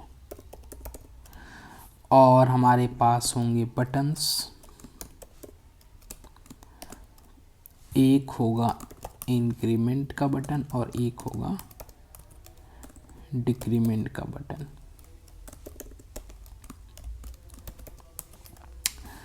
सिंपली हम इसको एक्सपोर्ट करते हैं, इस कंपोनेंट को यूज़ करते हैं यहाँ पे हेलो कंपोनेंट के अंदर। ताकि देख सकते हो कि यहाँ पे एक काउंटर नाम का लेबल बन चुका है और जिसकी यहाँ पे वैल्यू 0 आ रही है, जो कि अभी मैंने हार्ड कोड किया हुआ है। और यहाँ पे 2 बटन इंक्रीमेंट और डिक्रीमेंट के हमें देखने को मिल रहे हैं। अब हमें करना क्या है कि जब भी यूज़र इंक्रीमेंट बटन पे क्लिक करेगा तो हमें इस काउंटर की वैल्यू को इंक्रीज़ करना है। ये एक बहुत ही सिंपल एग्जांपल है स्टेट को समझने के लिए। स्टेट क्या करता है, स्टेट इस पर्टिकुलर कंपोनेंट के अंदर एक वैल्यू को होल्ड करता है। तो यहाँ पे मैं लिखता हूँ कॉन्स्ट और यहाँ पे मैं स्टेट का यूज़ करता हूँ, जो कि है यूज स्टेट। यूज स्टेट हमें 2 चीज़ें देता है। पहला है एक वेरिएबल जो कि जिसका हम नाम कुछ भी रख सकते हैं। तो मैं यहाँ पे सिंप्लिसिटी के लिए काउंटर रख ले रहा हूँ। और दूसरा है हमारे पास फंक्शन। तो यहाँ पे जो कन्वेंशन चलता है स्टेट को सेट करने के लिए, तो यहाँ पे सेट काउंटर, यहाँ पे मैं फंक्शन को का नाम रख लेता हूँ। काउंटर में वो वैल्यू मिलेंगी जो हमारा use state initial value return कर रहा होगा, या जब हम सेट काउंटर फंक्शन को कॉल करेंगे और उसके अंदर वैल्यू पास करेंगे तो जो वैल्यू होंगी वो वैल्यू हमें काउंटर में देखने को मिलेंगी। तो हम जानते हैं कि हमें किसी भी जावास्क्रिप्ट के ऑब्जेक्ट या वेरिएबल्स को कैसे लिखना होता है JSX के अंदर। तो सिंपली हम यहाँ पे काउंटर लिख लेते हैं। अब सवाल ये आता है कि हम कैसे इस सेट काउंटर फंक्शन को कॉल करें जिसमें हम अपनी जो वैल्यू है उसको अपडेट करते जाए हर बार। तो अगर आप देखें यहाँ पे तो सिंपली अभी हमारे पास कोई भी चेंजेस नहीं हुए होंगे, क्योंकि अभी जो काउंटर की वैल्यू है वो 0 आ रही होगी। तो अगर मैं यहाँ पे 1 करूँ तो आप सिंपली आप देख सकते हो कि ये काउंटर की वैल्यू यहाँ पे हमें 1 देखने को मिल रही है। तो अब हम एक फंक्शन लिखते हैं जो कि होगा इंक, एक बेसिक कॉल बैक। यहाँ पे मैं एक फंक्शन लिख रहा हूँ इंक्रीमेंट काउंटर, जिसके अंदर मैं यहाँ पे सेट काउंटर को कॉल करूँगा और सेट काउंटर के अंदर मैं जो भी काउंटर की वैल्यू हो उससे 1 प्लस करके सेट कर दूँगा। तो यहाँ पे काउंटर +1 अगर मैं यहाँ पे सिंपली लिख दूँ तो ये सेट काउंटर जो है वो सेट कर देगा, और जैसे ये सेट काउंटर फंक्शन एग्जीक्यूट होगा तो ये जो काउंटर की लेटेस्ट वैल्यू है वो चेंज होती हुई हमें देखने को मिलेगी। तो इस फंक्शन को हमें यहाँ पे ऑन क्लिक पे कॉल कराना होगा। तो ऑन क्लिक ये तरीका है हम जब भी किसी बटन के ऊपर किसी फंक्शन को असाइन करना चाहते हैं। तो यहाँ पे मैंने लिख दिया इंक्रीमेंट काउंटर, और इससे लिखने के कारण जब भी कोई यूज़र इस बटन पे क्लिक करेगा तो ये कॉलबैक फंक्शन एग्जीक्यूट होगा, और जब भी एग्जीक्यूट होगा तो हमारा सेट काउंटर फंक्शन एग्जीक्यूट होगा, और सेट काउंटर फंक्शन जब एग्जीक्यूट होगा तो काउंटर की नई वैल्यू हमारे पास देखने को मिलेगी। तो अगर मैं जैसे ही इंक्रीमेंट बटन पे क्लिक करता हूँ, आप देख सकते हो कि हमारा जो काउंटर की वैल्यू है वो इंक्रीमेंट हो रही है बाई 1। तो अब जैसे यहाँ पे सेट काउंटर इंक्रीमेंट किया उस वैल्यू को तो काउंटर चेंज हुआ, और काउंटर चेंज होने के कारण ये जो हमारा जो यहाँ पे जो काउंटर की वैल्यू है वो इंक्रीमेंट हुई और अपडेट हुई। रिएक्ट ये रिकंसाइलेशन खुद कर लेता है कि जब भी हमारा काउंटर की वैल्यू चेंज करेगा तो वो डॉम के ऊपर यहाँ पे न्यू वैल्यू हमेशा प्रिंट करेगा। लेकिन अभी हमारे पास डिक्रीमेंट बटन वर्क नहीं कर रहा है। डिक्रीमेंट फंक्शन को इम्प्लीमेंट करने के लिए हम एक और फंक्शन बना लेते हैं जो कि है डिक्रीमेंट काउंटर, और ये भी एक कॉल बैक फंक्शन होगा सिंपली, जो कि सेट काउंटर को काउंटर -1 से सेट करेगा, और इसको भी हम वैसे ही असाइन कर देते हैं। और अगर मैं यहाँ पे शेप करूँ तो आप देख सकते हो कि यहाँ पे जो हमारा काउंटर है वो 19 है। तो अगर मैं यहाँ पे डिक्रीमेंट करूँ तो आप देख सकते हो कि इस तरीके से हमारा इंक्रीमेंट और डिक्रीमेंट जो कि स्टेट की वैल्यू है वो हम कम या ज़्यादा यहाँ पे कर सकते हैं। तो ये होता है स्टेट, जिसमें हम एक यूज स्टेट से पहले हमने स्टेट बनाया, स्टेट बनाने के बाद हमने इंक्रीमेंट काउंटर और डिक्रीमेंट काउंटर 2 फंक्शंस बनाए, और उस स्टेट काउंटर के अंदर हमने काउंटर की वैल्यू को इंक्रीमेंट करके सेट किया है, और उसके बाद डिक्रीमेंट करके यहाँ पे सेट किया। तो अगर मैं लाइफ साइकिल की बात करूँ, जैसे कंपोनेंट हमारा लोड हुआ वेब पेज पे तो इनिशियल फेज में काउंटर की वैल्यू यहाँ पे जो इनिशियल वैल्यू हमने दिया हुआ है उससे सेट हुई। उसके बाद हमारा ये रिटर्न स्टेटमेंट चला, और रिटर्न स्टेटमेंट चला तो हमारे पास जो भी काउंटर की इनिशियल वैल्यू है वो दिख रही है हमें, और ये 2 बटन्स दिख रहे हैं, और ये 2 बटन्स के ऊपर जो कॉल बैक लगे हुए हैं वो हमें देखने को मिल रहा है। अब जैसे यूज़र इंक्रीमेंट बटन को क्लिक करता है तो सेट काउंटर यहाँ पे चल रहा होता है। तो यहाँ पे सेट काउंटर फंक्शन एग्जीक्यूट हुआ, और सेट काउंटर फंक्शन जैसे ही एग्जीक्यूट हुआ तो यहाँ पे स्टेट की वैल्यू में चेंज हुई, और रिएक्ट स्टेट के वैल्यू को वॉच कर रहा होता है। जैसे ही कोई भी स्टेट की वैल्यू चेंज होती है, और स्टेट की वैल्यू चेंज होने के कारण ये काउंटर की वैल्यू चेंज हुई, और काउंटर की वैल्यू चेंज होने के कारण रिटर्न स्टेटमेंट दोबारा चला, जिसके कारण हमें काउंटर की वैल्यू 8, 9 या इंक्रीमेंट और डिक्रीमेंट होती हुई दिख रही है। उसके बाद हम समझते हैं इवेंट हैंडलिंग के बारे में। तो इवेंट हैंडलिंग दरअसल हमने अभी एक काउंटर के एग्जांपल से देख लिया है, जिसमें मैंने आपको दिखाया कि बटन पे हम कैसे एक इवेंट यानी एक फंक्शन को कॉल कराते हैं। तो इसी को कहते हैं इवेंट हैंडलिंग। तो यहाँ पे आप देख सकते हो कि बटन के क्लिक पे, यानी जब भी कोई इवेंट हुआ, क्लिक हुआ तो एक इवेंट फॉर्म हुआ, उस क्लिक पे हमने एक कॉल बैक फंक्शन कॉल किया, और उसके बाद हमने एक स्टेट की वैल्यू को सेट किया, और उस स्टेट की वैल्यू को सेट करने के कारण हमारा जो काउंटर जो वेरिएबल है उसकी वैल्यू इंक्रीमेंट हो रही थी या डिक्रीमेंट हो रही थी। इस तरीके से और भी अलग अलग तरीके के इवेंट हैं, जैसे यहाँ पे ऑन क्लिक है, और यहाँ पे on mouse down, mouse enter, mouse leave, अलग अलग तरीके के इवेंट हैं जिस पे हम यहाँ पे यूज़ कर सकते हैं। तो यहाँ पे for example mouse down capture अगर मैं इवेंट लिखूँ, उसके बाद यहाँ पे मैं एक कॉल बैक फंक्शन बनाऊँ, और अगर मैं इसको असाइन करूँ सिंपली इस फंक्शन को, तो जब भी इस तरीके का इवेंट होगा तो यहाँ पे एक अलर्ट हमें देखने को मिलेगा। तो अब यहाँ पे अगर मैं जाऊँ और यहाँ पे जैसे मैं गया माउस हटाया तो आप देख सकते हो कि यहाँ पे एक अलर्ट हमें देखने को मिल रहा है। तो इसी तरीके से हम इवेंट लगा रहे होते हैं। यहाँ पे एक कॉमन सिंटेक्स यही है इवेंट यूज़ करने का, जिसमें हम ऑन यूज़ कर रहे होते हैं सबसे पहले, और उस इवेंट का नाम लिख रहे होते हैं। तो यह है इवेंट। तो रिएक्ट में हम इसी तरीके से इवेंट हैंडलिंग कर रहे होते हैं। उसके बाद आता है यहाँ पे हमारा कंडीशनल रेंडरिंग। कंडीशनल रेंडरिंग एक तरीका है जिसमें हम एक पर्टिकुलर कंडीशन के बेस पे अलग अलग कंपोनेंट को दिखा सकते हैं। अगर मैं एग्जांपल से बात करूँ तो हमारे पास एक काउंटर है, और यहाँ पे हमारे पास 2 बटन है।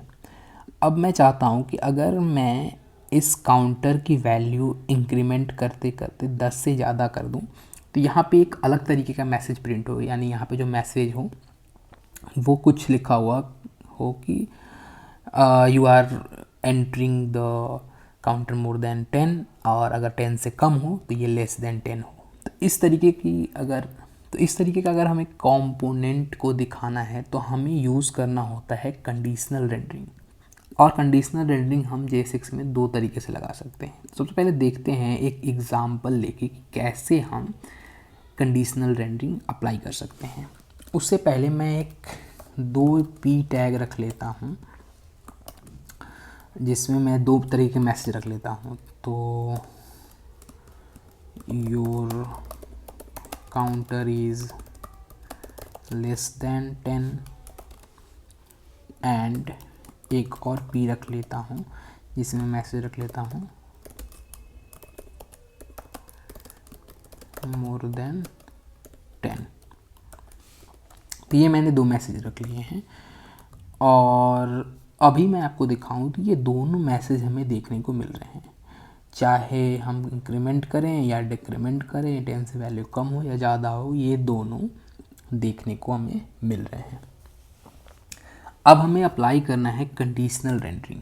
तो कंडीशनल रेंडरिंग अप्लाई करने के लिए हमें इन कंपोनेंट को चेक करना होगा काउंटर वेरिएबल के बेस पे। उसके लिए हम जानते हैं कि जब भी हम किसी भी जावास्क्रिप्ट के वेरिएबल से ऑब्जेक्ट को लिख रहे होते हैं तो हम इस तरीके से कर्ली ब्रैकेट्स के अंदर लिख रहे होते हैं। तो हम चेक करेंगे कि काउंटर की वैल्यू अगर ग्रेटर देन है 10 से, तो हमारे पास ये मैसेज प्रिंट हो, और यहाँ पे मैं टर्नरी ऑपरेटर लगा रहा हूँ, और अगर ग्रेटर देन नहीं है तो ये मैसेज प्रिंट हो सिंपली। और अगर मैं सेव करूँ तो आप देख सकते हो कि यहाँ पे हमने एक चेक लगा दिया है जिसमें हम काउंटर की वैल्यू को चेक कर रहे हैं और उसके बेस पे हम टर्नरी ऑपरेटर को यूज़ कर रहे हैं। बहुत ही कॉमन प्रैक्टिस है, और इस तरीके का सिंटेक्स जब आप रिएक्ट के बड़े बड़े एप्लीकेशंस पे लिख रहे हो तो नॉर्मली देखने को मिलता है। तो अगर मैं यहाँ पे जाऊँ और सिंपली रिफ्रेश करूँ तो आप देख सकते हो यहाँ पे थोड़ी सी मिस्टेक हो गई है मैसेज में, क्योंकि काउंटर की वैल्यू यहाँ पे अभी छोटी है, तो यहाँ पे लेस होनी चाहिए और यहाँ पे मोर होना चाहिए। ठीक है, तब देख सकते हो कि अभी हमारे पास किन काउंटर की वैल्यू 1 है, तो हमें the counter is less than 10 देखने को मिल रहा है। अब जैसे ही मैं काउंटर की वैल्यू 10 और 10 से बड़ा करूँगा तो आप देख सकते हो कि हमारे पास जो मैसेज है वो चेंज हुआ है, और हमारे पास जो मैसेज में अब देखने को मिल रहा है मोर देन 10, और यहाँ पे अगर 10 है या 10 से कम है तो यहाँ पे लेस देन 10। तो इस तरीके की रेंडरिंग को हम कहते हैं कंडीशनल रेंडरिंग, जिसमें हम अलग अलग कंपोनेंट को हम वेरिएबल के बेस पे रेंडर कर सकते हैं। अभी मैंने यहाँ पे सिंपल पी टैग दिखाया है, लेकिन फॉर एग्जांपल आप समझो कि पी टैग एक सेपरेट कंपोनेंट हो और उस कंपोनेंट के ऊपर हमें एक कंडीशनल रेंडरिंग लगाना हो, तो हम बिल्कुल इसी तरीके से कर सकते हैं। हम अलग अलग कंपोनेंट बनाते हैं यहाँ पे, जैसे मैं अगर दिखाऊं, और यहाँ पे मैं पी कंपोनेंट बना लिया और यहाँ पे एक मैसेज ले रहा हूँ मैं।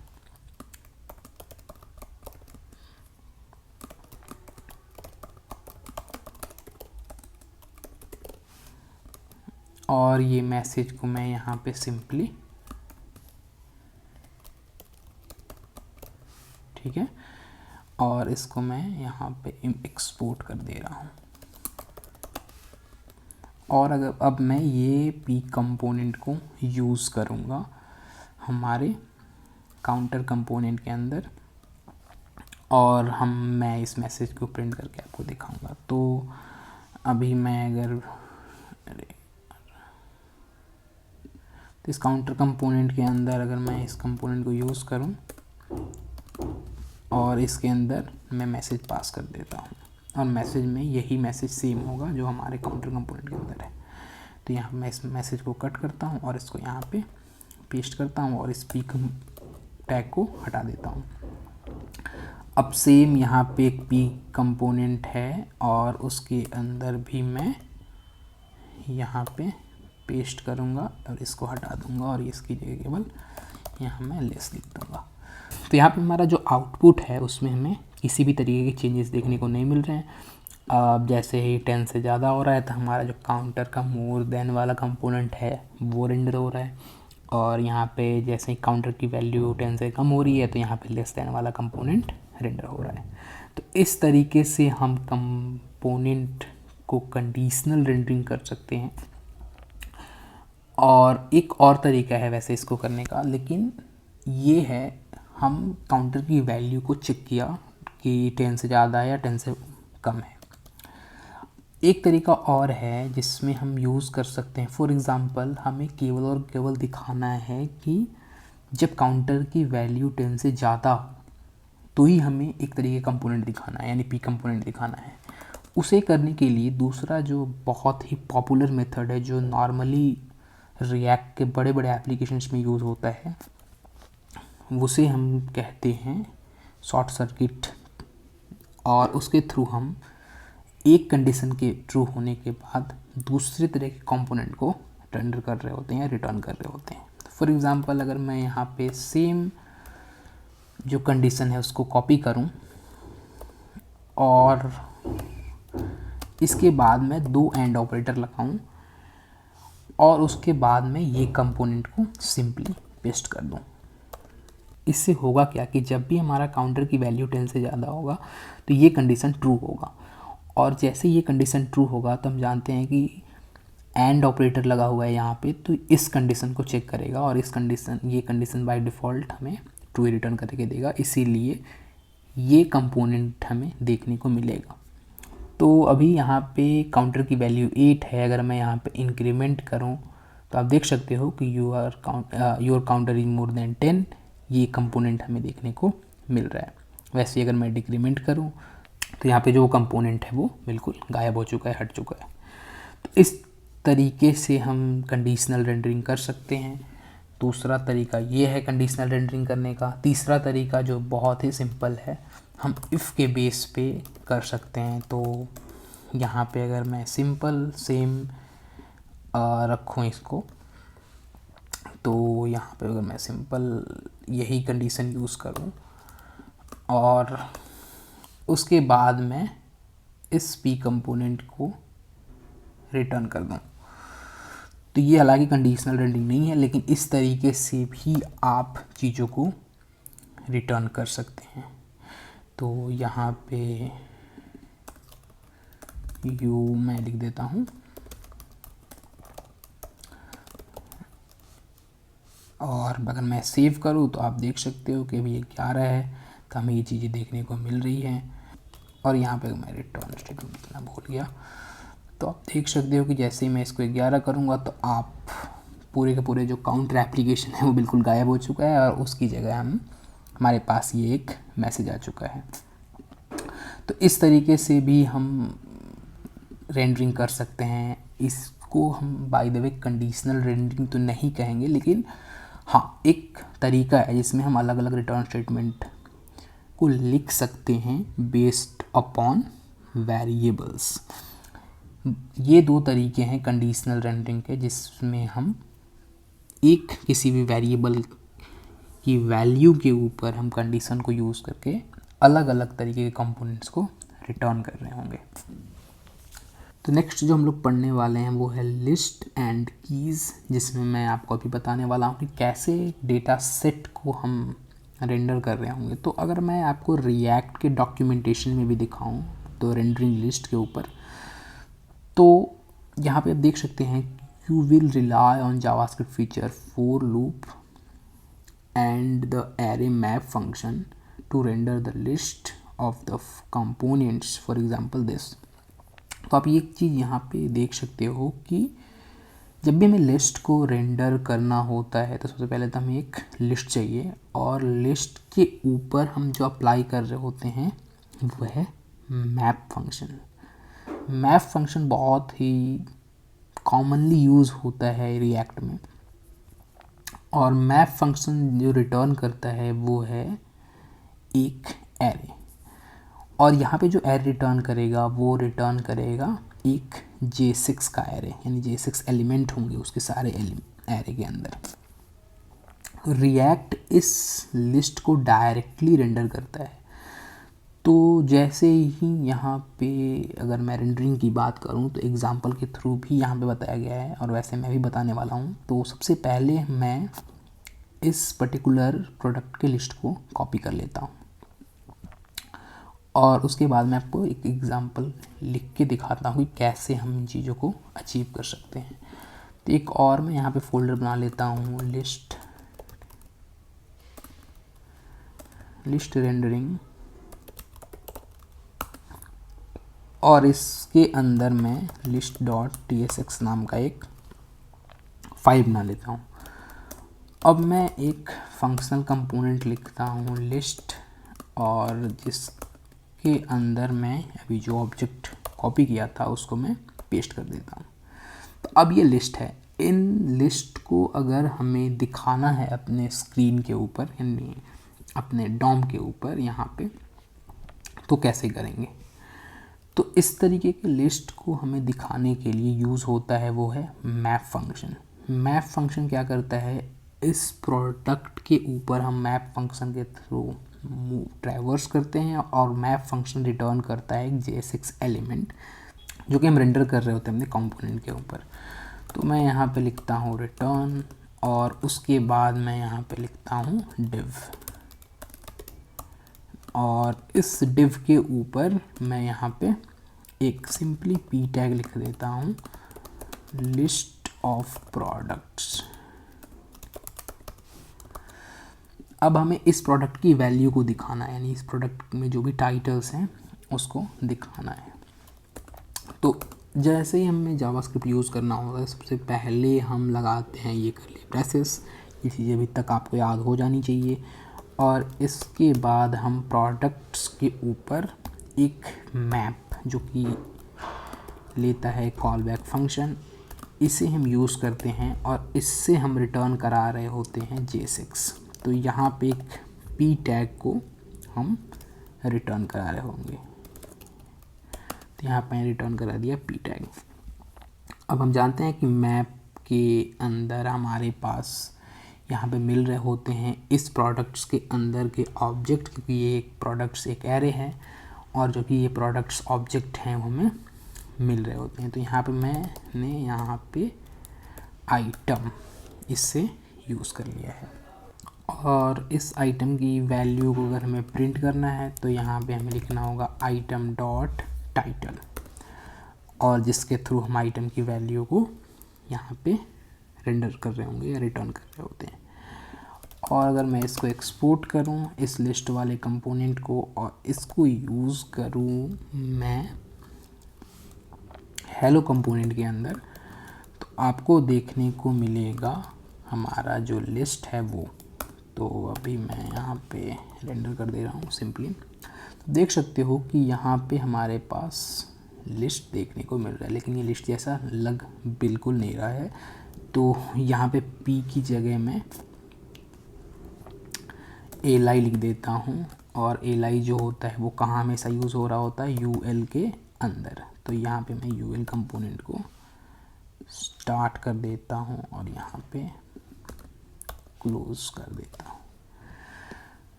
तो अब आप देख सकते हो कि क्योंकि मैंने स्टाइल अभी चेंज किया है इसके लिए, तो अभी भी यहाँ पे सेम स्टाइल अप्लाई हो रही है। यहाँ पे हेडर डॉट CSS में ul और li दो कंपोनेंट की स्टाइल की हुई थी, जिसके कारण हमें इस तरीके देखने को मिल रही है। लेकिन अभी आप देख सकते हो कि लिस्ट ऑफ प्रोडक्ट के अंदर हमें बिल्कुल लिस्ट की तरीके से देखने को मिल रहा है। तो हम स्टाइल को ऐसे ही रहने देते हैं ताकि हमारा जो हेडर है वो बिल्कुल ख़राब ना हो। तो इस तरीके से हम लिस्ट को रेंडर कर रहे होंगे। जब भी हमें इस तरीके के ऑब्जेक्ट की वैल्यू को दिखाना होता है अपने डॉम के ऊपर, तो हम मैप फंक्शन का यूज़ करते हैं जब एरे ऑफ एन ऑब्जेक्ट है, और वो जो मैप है वो एक कॉल बैक फंक्शन लेता है, और वो कॉल बैक फंक्शन से हम रिटर्न कर रहे होते हैं अपना J6, जिसके थ्रू हम यहाँ पे रेंडर कर रहे होते हैं। सेम चीज़ को इन्होंने भी दिखाया है यहाँ पे, अगर आप देखो तो सेम चीज़ को इन्होंने भी दिखाया है, बस इन्होंने मैप फंक्शन को बाहर यूज़ किया और यहाँ पे लिस्ट आइटम को, जो कि इसका रिटर्न स्टेटमेंट है, उसको सिंपली यहाँ पे रख दिया है। इस तरीके से हम भी कर सकते हैं, इसमें कोई ऐसी चीज़ नहीं है जो अलग तरीके से इन्होंने की है। तो हम इस पूरे के पूरे फंक्शन को चाहे तो बाहर रख सकते हैं, और हम सिंपली यहाँ पे आइटम को रख सकते हैं, और आउटपुट में हमारा किसी भी तरीके का चेंजेस देखने को नहीं मिलेगा, जैसा कि आप देख सकते हो। तो ये सिंपल तरीके हैं जिसमें हम लिस्ट आइटम को रेंडर कर रहे होंगे। इसमें एक प्रॉब्लम ये है कि रिएक्ट इंटरनली की यूज़ कर रहा होता है चीज़ों को री रेंडर करने के लिए। फॉर एग्जांपल री रेंडर एक तरीका है जिसमें अगर लिस्ट की वैल्यू चेंज हुई, यानी एप्पल है, एप्पल की जगह गूगल हो गया, तो रिएक्ट क्योंकि behind the seen in values के जो कीज़ हैं उसको मैच कर रहा होता है। तो इस एग्जांपल में जो हमने अभी एक चीज़ मिस किया है वो है की देना। तो की से होता क्या है कि अगर हमारा प्रोडक्ट की वैल्यू चेंज हुआ, फॉर एग्जांपल एप्पल से गूगल हुआ, तो हमारे प्रोडक्ट के अंदर केवल और केवल लास्ट ऑब्जेक्ट की वैल्यू चेंज हुई है, ना कि फर्स्ट और सेकंड। अगर हम लिस्ट को री रेंडर कर रहे हैं, क्योंकि जैसे ही वैल्यू चेंज होगा लिस्ट री रेंडर होगा यहाँ पे, और री रेंडर का मतलब है दोबारा से रेंडर होगा। दोबारा से जैसे ही रेंडर होगा तो li एलिमेंट है वो तीनों जो ऑब्जेक्ट्स हैं इनके लिए चलेंगे। जो कि एक बहुत बड़ी परफॉर्मेंस इशू है। फॉर एग्ज़ाम्पल, अगर आपके पास एक ऐसा एरे है जिसके अंदर 1000 ऑब्जेक्ट्स हैं और हर बार एक ऑब्जेक्ट की वैल्यू चेंज होने के कारण पूरा का पूरा जो लिस्ट है, यानी जो भी 1000 जो भी लिस्ट है, रिएक्ट को उसको बार बार डिस्प्ले करना पड़ रहा है। इसके लिए हम देते हैं की होता है एक आइडेंटिफिकेशन का मतलब कि फॉर एग्ज़ाम्पल अगर ये एप्पल गूगल हुआ और इसकी गूगल जो भी है उसकी आईडी चेंज हुई, यहाँ पे 3 से 6 हुआ। अब जो रिएक्ट है वो रेंडर कर रहा होगा इस पर्टिकुलर प्रोडक्ट को, यानी मैप को, तो वो जो एलआई एलिमेंट है उससे की को मैच करेगा, यानी जो प्रीवियसली जो एलिमेंट्स दिख रहे हैं डॉम पे उससे न्यू एलिमेंट को मैच करेगा। अगर की सेम होगा तो उन एलिमेंट को अपडेट नहीं करेगा, वही एलिमेंट केवल अपडेट होंगे जिसका की डिफरेंस हो गया होगा। की को देने के लिए हम सिंपली एक की प्रॉप्स होता है जिसमें हम देते हैं की कोई भी वैल्यू दे रहे होते हैं।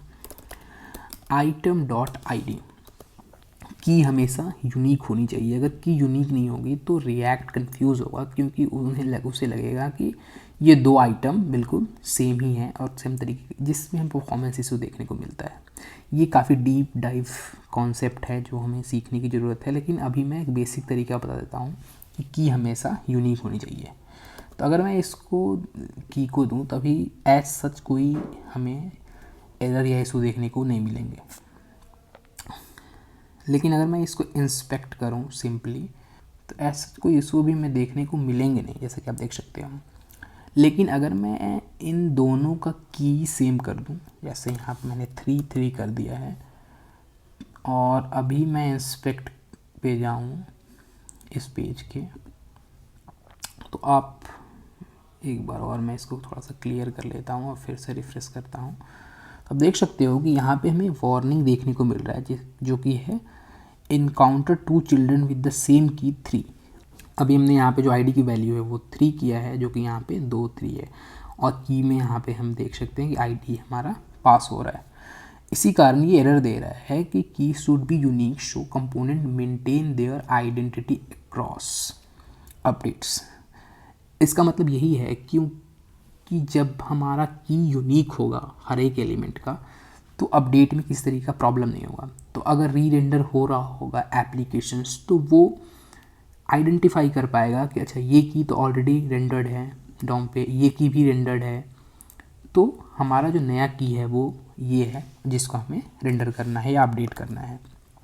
तो इस तरीके का इशू आता है अगर आप की सेम रखते हैं या की नहीं देते हैं, तो फिर भी एक तरीके वही सेम इशू आता है। रिएक्ट हमेशा मानता है कि जब भी आपको इस तरीके से लिस्ट ऑफ कंपोनेंट को रिटर्न कर रहा है तो आपको एक की प्रॉप्स पास करना चाहिए जिसमें उसकी आइडेंटिटी बतानी होती है। सेम रिएक्ट के अगर आप डॉक्यूमेंटेशन में देखें तो इन्होंने भी ऐसे ही प्रोडक्ट की आईडी को जो इन्होंने लिया हुआ है वो आईडी यहाँ पे एज अ की में पास कर रहे हैं।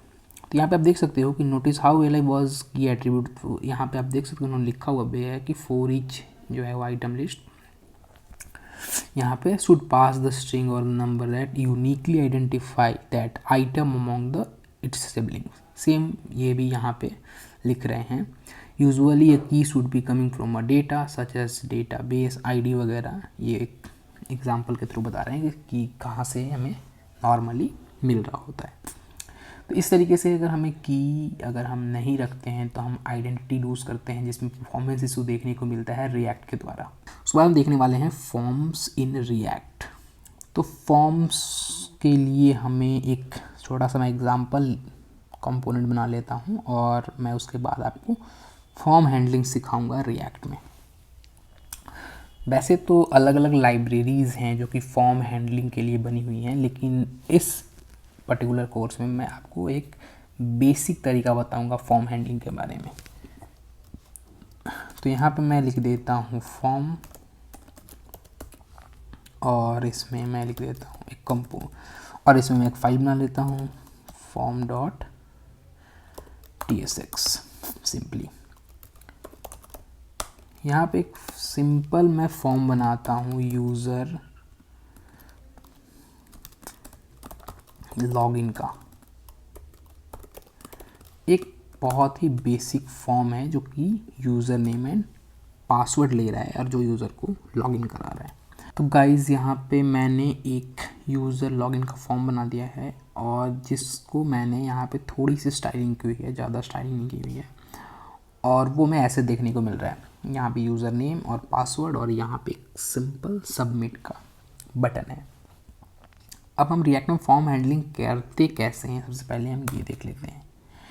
तो सबसे पहले हम फॉर्म हैंडलिंग करने के लिए स्टेट्स बनाते हैं। जैसे यहाँ पे हम 2 स्टेट बनाएंगे जिसमें यूज़र नेम और पासवर्ड की वैल्यू को एक्सेस करेंगे।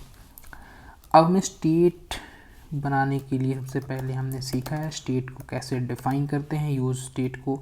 तो यहाँ पे मैंने यूज़र नेम और सेट यूज़र नेम ये लिख लिया है वेरिएबल का नाम, और यहाँ पे मैंने यूज़ स्टेट को इनिशियल वैल्यू एम्प्टी स्ट्रिंग के साथ कॉल कर दिया है।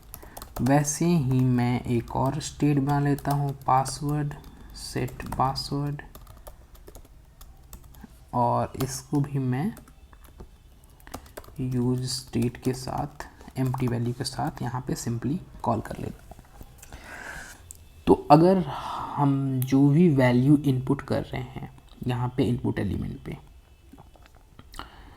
वो वैल्यू को सबसे पहले हमें एक्सेस करना होगा स्टेट में, और उस स्टेट की वैल्यू को हमें फर्दर आगे जहाँ पे भी हम भेजना चाहते हैं सर्वर साइट पे या किसी भी प्रिंट वगैरह कराना चाहते हैं वो हमें करना चाहिए। जैसे ही कोई यूज़र इस इनपुट एलिमेंट के अंदर वैल्यू को टाइप कर रहा होगा तो हम स्टेट के अंदर रख रहे होंगे उस एलिमेंट की वैल्यू को। तो इसके लिए सिंपली जो हमारे पास मेथड आता है इनपुट एलिमेंट का वो है ऑन चेंज, जिसमें हमें पास करना होता है कॉल बैक। तो मैं यहाँ पे एक मेथड बना ले रहा हूँ, या फिर हम इसके अंदर डायरेक्टली एक कॉल बैक फंक्शन दे सकते हैं, और जिसके ऊपर मैं यहाँ पे पास करता हूँ सेट यूज़र नेम। अब हम जानते हैं कि यहाँ पे हमें एलिमेंट मिलेगा E dot target dot value मिलेगा, और सेम यहाँ पे भी हमें मिलेगा। तो यहाँ पे मैं एक सेट पासवर्ड में भी simply E dot target dot value यहाँ पे मैं सिंपली रख देता हूँ। तो अब जब भी यूज़र नेम यहाँ पे कोई टाइप करेगा इस इनपुट एलिमेंट में और वैसे ही पासवर्ड टाइप करेगा, तो ये सेट यूज़र नेम जो मेथड है हमारा कॉल होगा, और उसमें यहाँ पे ये इस पर्टिकुलर इनपुट एलिमेंट की वैल्यू को हम सेट कर रहे हैं। अभी अगर मैं इस पे करूँ तो अभी आप देख सकते हैं कि ये बिल्कुल सही से वर्क कर रहा है, किसी भी तरीके की प्रॉब्लम हमें देखने को नहीं मिल रही है। लेकिन क्या हमारा यूज़र नेम और पासवर्ड हमारा प्रिंट हो रहा है यहाँ पे? तो अगर मैं यहाँ पे कंसोल लॉग करूँ, console dot log simply user name and password, अगर मैं यहाँ और मैं इसको इंस्पेक्ट मोड में खोलता हूँ और कंसोल पे अगर जाऊँ और इसको क्लियर करूँ, और अगर मैं यहाँ पे कुछ भी टाइप करता हूँ तो आप देख सकते हो कि हमारे पास टाइप तो हो रही है वैल्यू यहाँ पे। तो इस तरीके से हम स्टेट में वैल्यू रख रहे होते हैं और उस स्टेट की वैल्यू को हम एक्सेस कर रहे होते हैं।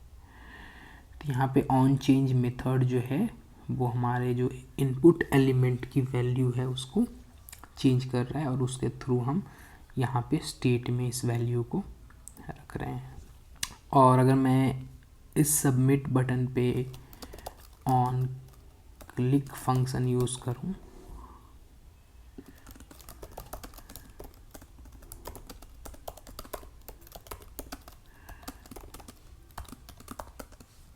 और फॉर्म सबमिट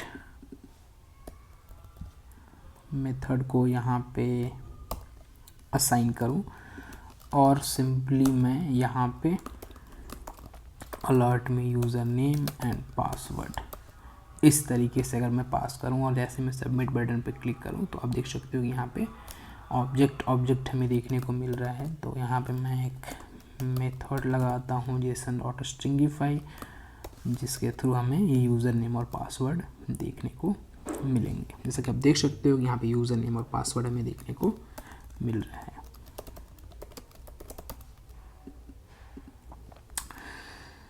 इसी तरीके से हम फॉर्म की वैल्यू को यहाँ पे एक्सेस कर रहे होते हैं। तो यहाँ पे हमने एक स्टेट बनाया simply user name and password का, और ऑन चेंज के ऊपर हमने उस स्टेट के अंदर वैल्यू को सेट कर दिया। सेट करने के कारण यहाँ पे वो जो स्टेट है वो प्रॉपर यहाँ पे दो वैल्यू को सेट कर रहा है। तो ये सिंपलेस्ट वे है फॉर्म हैंडलिंग का, और इस तरीके से हम स्टेट बनाते हैं और यहाँ पे हम कॉल बैक फंक्शन को पास कर रहे होते हैं, और जो भी कॉल बैक फंक्शन है उसके थ्रू हम अपने स्टेट में उस वैल्यू को पास कर रहे होते हैं। उसके बाद ऑन क्लिक के ऊपर यहाँ पे सबमिट फॉर्म का एक कॉल बैक पास किया। यहाँ से आप चाहे तो API कॉल करा सकते हैं, या फिर कहीं पे आप डेटा को रेंडर कराना चाहें वो भी कर सकते हैं। अलग अलग तरीके की चीज़ें आप यहाँ पे फॉर्म कर सकते हैं। तो यहाँ पे दो तरीके के इनपुट होते हैं, एक है कंट्रोल्ड कंपोनेंट और दूसरा है अनकंट्रोल्ड कंपोनेंट। कंट्रोल कंपोनेंट में यहाँ पे जो इनपुट है वो खुद का उसका स्टेट होता है, और जो अपने स्टेट के ऊपर अपनी वैल्यू को रख रहा होता है। लेकिन जैसे ही मैं इसकी वैल्यू को पास कर दूं, जैसे मैं यहाँ पे वैल्यू के अंदर यहाँ पे यूज़र नेम पास कर देता हूँ, तो अब ये हो गया अनकंट्रोल्ड कंपोनेंट। अब मैं इसको यूज़र नेम यानी ये जो बाहर का स्टेट है इससे कंट्रोल कर रहा हूँ इस कंपोनेंट को। तो अगर मैं यूज़र नेम टाइप करूँ तभी भी ये बिल्कुल सही तरीके से वर्क करेगा, क्योंकि अब ये जो कंपोनेंट है वो इस स्टेट के ऊपर कंट्रोल्ड हो रहा है। अगर मैं वैल्यू नहीं पास करता हूँ यहाँ पे, तो इसे हम कहते हैं कंट्रोल कंपोनेंट, जो कि अभी ये खुद अपने स्टेट के ऊपर निर्भर है, और जो भी वैल्यू हो यहाँ पे यूज़र टाइप कर रहा है वो इसके स्टेट के ऊपर यहाँ पे सेव हो रहा है। तो यहाँ पे मैं जो डिस्कस करने वाला हूँ वह रिएक्ट राउटर के बारे में। रिएक्ट राउटर भी एक लाइब्रेरी है जो कि पेज नेविगेशन के काम आता है, जिसमें अगर मैं सिंगल पेज एप्लीकेशन की बात करूँ तो सिंगल पेज एप्लीकेशन में हम रिएक्ट राउटर के थ्रू ही नेविगेट कर पाते हैं, और यहाँ पे हम एक पेज से दूसरे पेज पे बिना रिलोड किए हुए जा सकते हैं। तो अगर मैं यहाँ पे आऊँ इसके डॉक्यूमेंटेशन पे, तो अभी जो रिएक्ट राउटर का वर्जन चल रहा है वो है 6, और उस 6 वर्जन को अगर हमें इंस्टॉल करना है तो यहाँ पे ये रिएक्ट राउटर का ये एक और साइट है जिसमें हम वहाँ पे इन्होंने गाइड किया है कि yarn या npm से आप इंस्टॉल कर सकते हो रिएक्ट राउटर को। तो इस तरीके से मैं अगर यहाँ पे इसको पेस्ट करूँ इस कमांड को और एंटर करूँ तो ये सिंपली रिएक्ट राउटर को इंस्टॉल कर देंगे।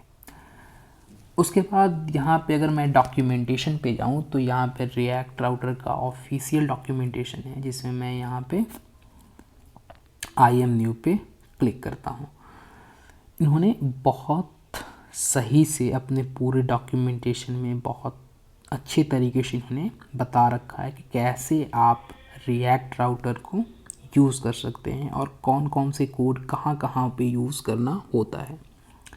सबसे पहले यहाँ पे आप देख सकते हो कि इन्होंने जो बताया है, तो सबसे पहले हमें रिएक्ट राउटर को कॉन्फ़िगर करना होगा। कॉन्फ़िगर करने के लिए सबसे पहले हमें जो तरीका अपनाना होगा वो है ये इंपोर्ट्स, जिसमें यहाँ पे create browser router and router provider, ये दो तरीके के कंपोनेंट हैं जिसको ये इंपोर्ट कर रहे हैं।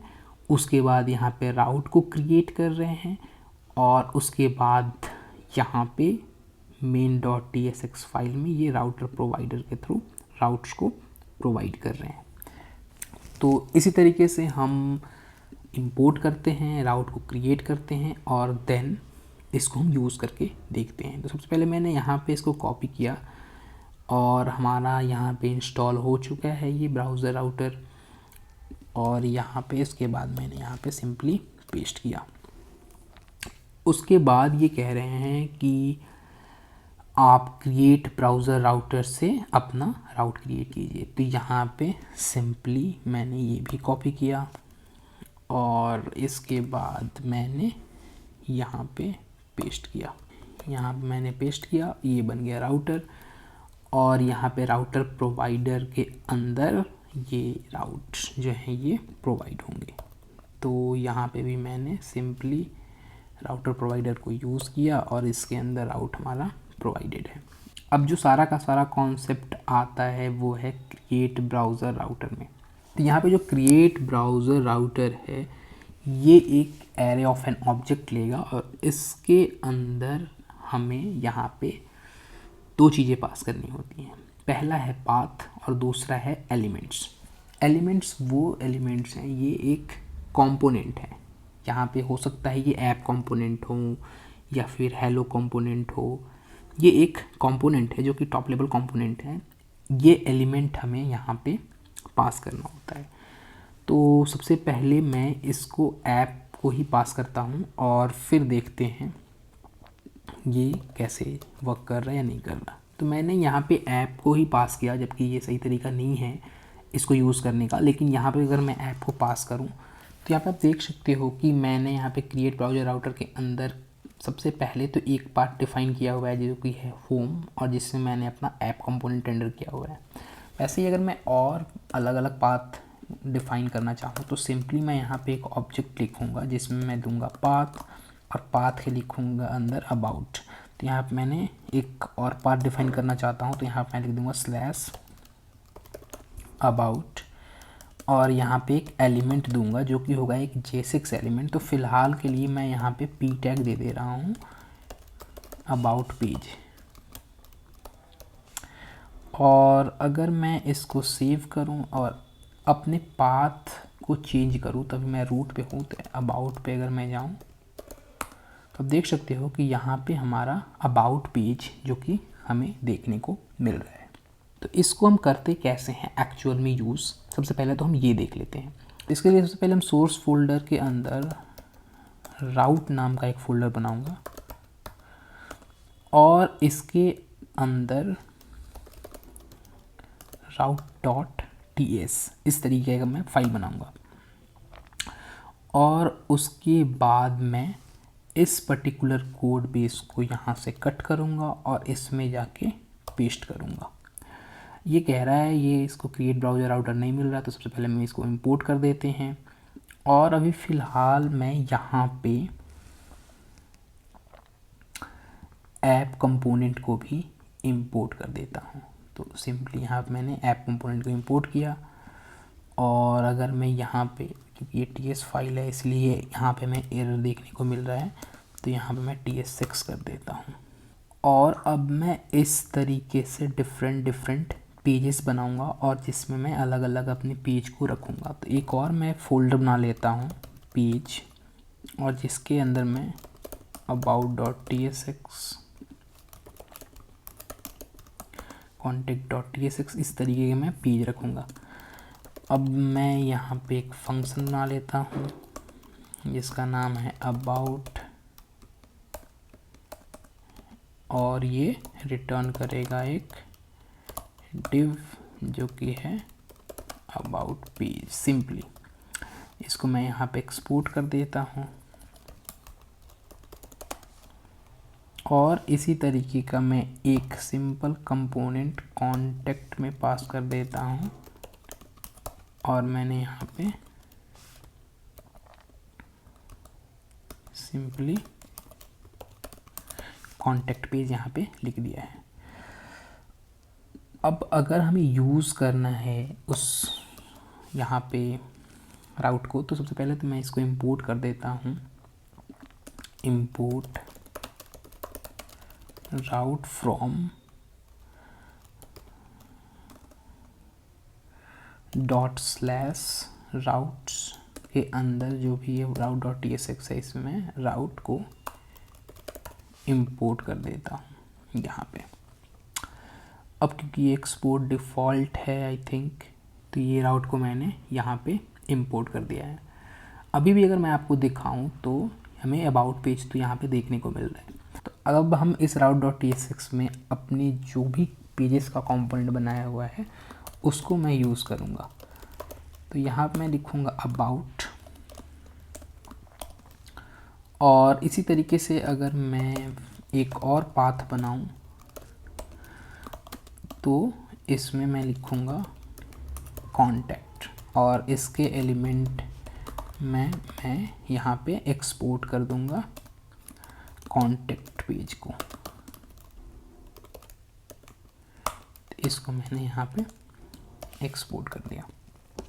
अगर मैं यहाँ पे सिंपली अभी नेविगेट करके आपको दिखाऊं तो सबसे पहले मैं होम पेज पे जाता हूँ, तो आप देख सकते हो बिल्कुल हमारा होम पेज सही से रेंडर हो रहा है। अबाउट पे आप देख सकते हैं कि हमारा जो अबाउट पेज यहाँ पे देखने को मिल रहा है। लेकिन यहाँ पे उसके बाद अगर मैं कॉन्टैक्ट पे जाऊँ तो ये जैसा कि आप देख सकते हो कि यहाँ पे 404 का एरर है, लेकिन आई थिंक मैंने यहाँ पे स्पेलिंग मिस्टेक किया हुआ है। तो कॉन्टैक्ट, तो इसको अगर मैं कॉपी करूँ तो यहाँ पे अगर मैं कॉन्टैक्ट पे जाऊँ तो यहाँ पे आप देख सकते हो कि यहाँ पे कॉन्टैक्ट पेज भी हमें देखने को मिल रहा है।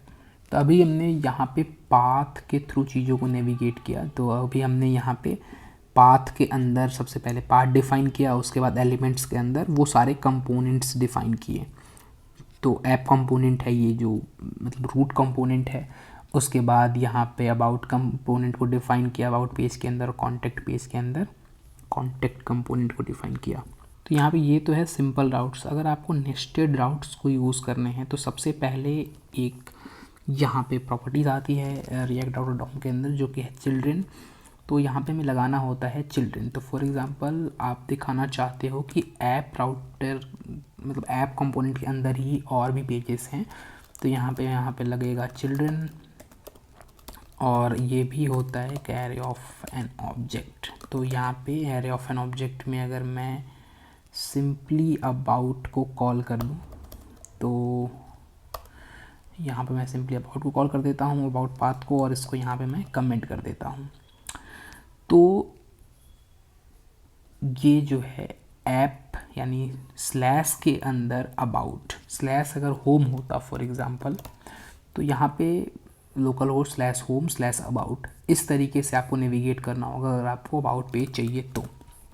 लेकिन अभी अगर मैं आपको दिखाऊं यहाँ पे अबाउट पेज पे जाके सिंपली, तो अभी आपको यहाँ पे अबाउट के कोई भी कंटेंट देखने को नहीं मिलेंगे। तो उसके लिए आपको करना क्या होगा, उसके लिए आपको एक चीज़ और लगानी होगी जो कि है ऐप यानी जो भी आपका मेन कंपोनेंट है उसके अंदर, जो कि होता है आउटलेट। तो ये यहाँ पे एक लाइन को यूज़ करना होगा आउटलेट। तो फॉर एग्ज़ाम्पल ये हमारा ऐप जो है वो है हमारा मेन कंपोनेंट। तो यहाँ पे हमें एक चीज़ वही यूज़ करनी होगी, वो है आउटलेट। तो यहाँ पे हम आउटलेट कंपोनेंट को कॉल कर सकते हैं। तो यहाँ पे एक मैं बना देता हूँ डिव जिसका नाम है चाइल्ड, और यहाँ पे मैं कॉल कर दे रहा हूँ आउटलेट कंपोनेंट को, जिसके थ्रू हम अपना ये जो भी पेजेस हैं जो भी हम विज़िट किया है हमने वो आप देख सकते हैं कि दिस इज़ अबाउट पेज यहाँ पे दिख रहा है हमें। वैसे ही अगर आप नेस्टेड मल्टीपल राउट्स बनाना चाहें, जैसे यहाँ पे कॉन्टैक्ट को भी रखना चाहें इसमें, तो आप रख सकते हैं।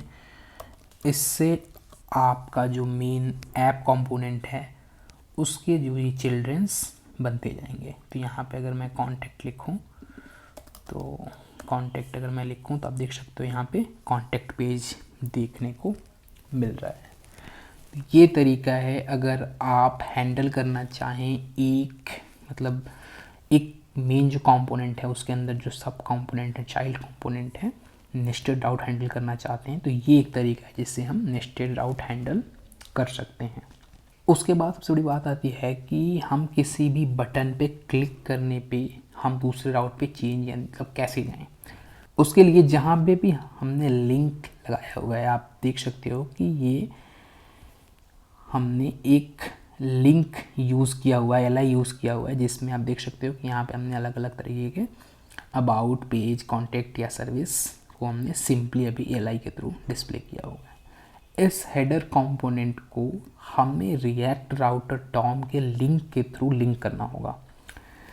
रिएक्ट राउटर डॉम में एक और कंपोनेंट होता है जो कि है लिंक, उसके थ्रू में लिंक करना होगा। तो सबसे पहले हम चलते हैं हेडर कंपोनेंट में अपने, तो कंपोनेंट के अंदर जाते हैं हेडर डॉट tsx और यहाँ पे हम इंपोर्ट करते हैं लिंक। तो इंपोर्ट, अगर मैं यहाँ पे लिंक लिखूँ तो रिएक्ट राउटर डॉम लिंक यहाँ पे हमें देखने को मिल जाता है। अब इसी लिंक को हमें यूज़ करना है, जैसा कि यहाँ पे आप देख सकते हैं कि रिएक्ट राउटर डॉम की डॉक्यूमेंटेशन में बहुत सही तरीके से इन्होंने बताया हुआ है। जो भी हमने एल में यहाँ पे टेक्स्ट लिखा हुआ है उसकी जगह हम इस लिंक को रखेंगे और लिंक की जगह हम अपना पेज रखेंगे। जैसे यहाँ पे जो भी अपना पेज का नाम है होम पेज वो, और 2 में हम देते हैं राउट्स। तो यहाँ पे हम राउट्स में देंगे स्लैश, क्योंकि होम पेज हमारा जो है वो स्लैश के अंदर है।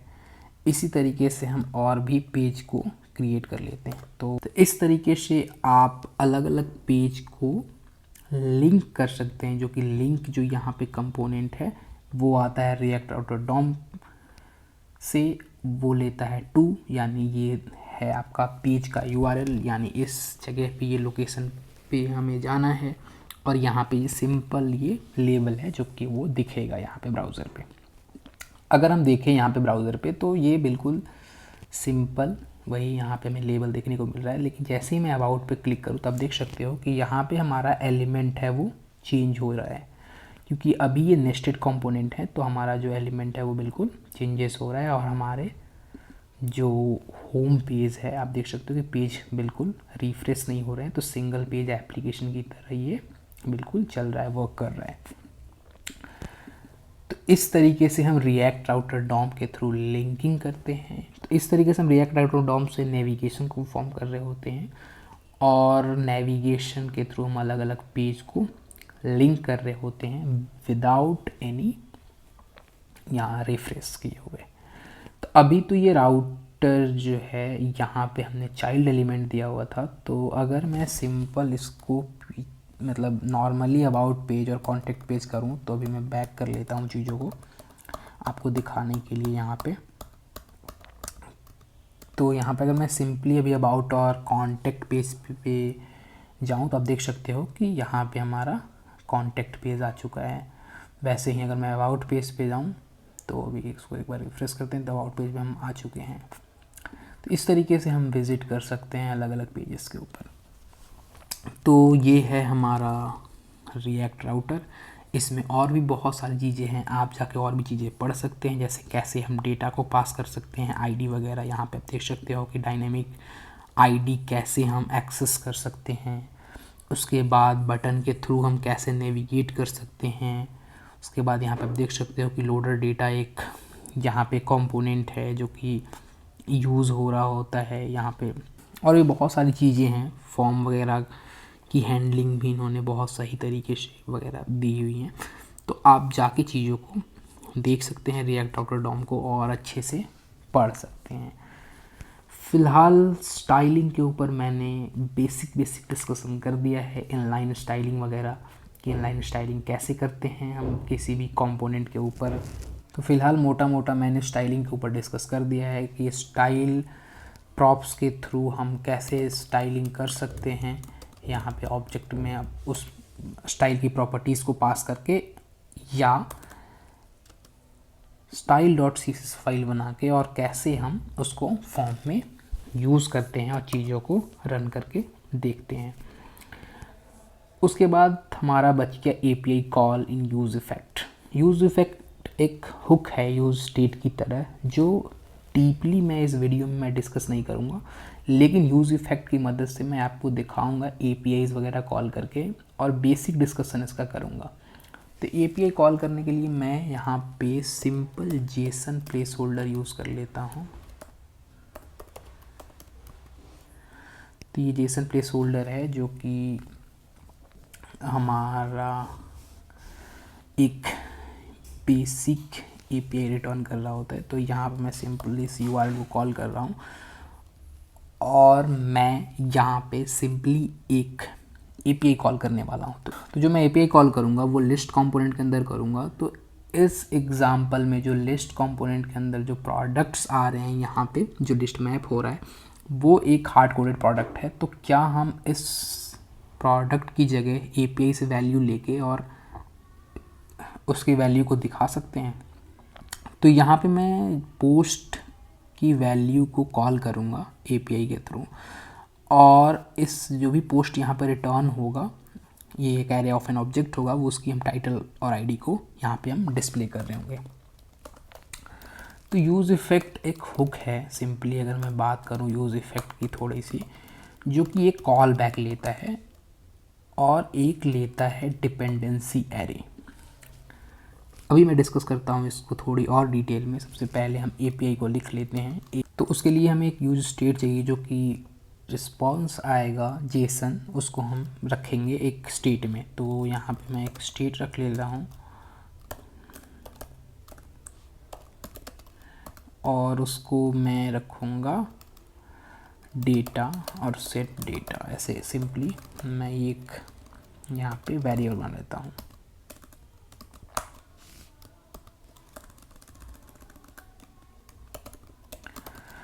और अभी इसको मैं एम्प्टी एरे से इनिशियलाइज कर देता हूँ।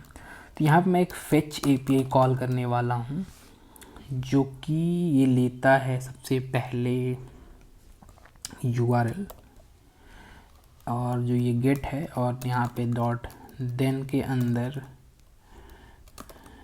रिस्पॉन्स मिलेगा हमें। और यहाँ पे उन्होंने दिखा रखा है कि रिस्पॉन्स डॉट जेसन से हम जेसन को पार्स करेंगे। तो यहाँ पे रिटर्न करेंगे रिस्पॉन्स डॉट जेसन, और दोबारा हम देन मेथड यूज़ करेंगे, और इसमें हमें जो मिल रहा होगा वो होगा डेटा।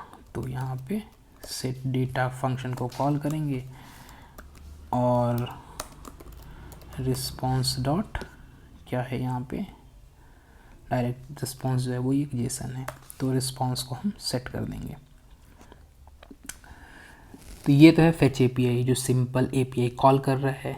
अब हम बात करते हैं यूज़ इफ़ेक्ट की।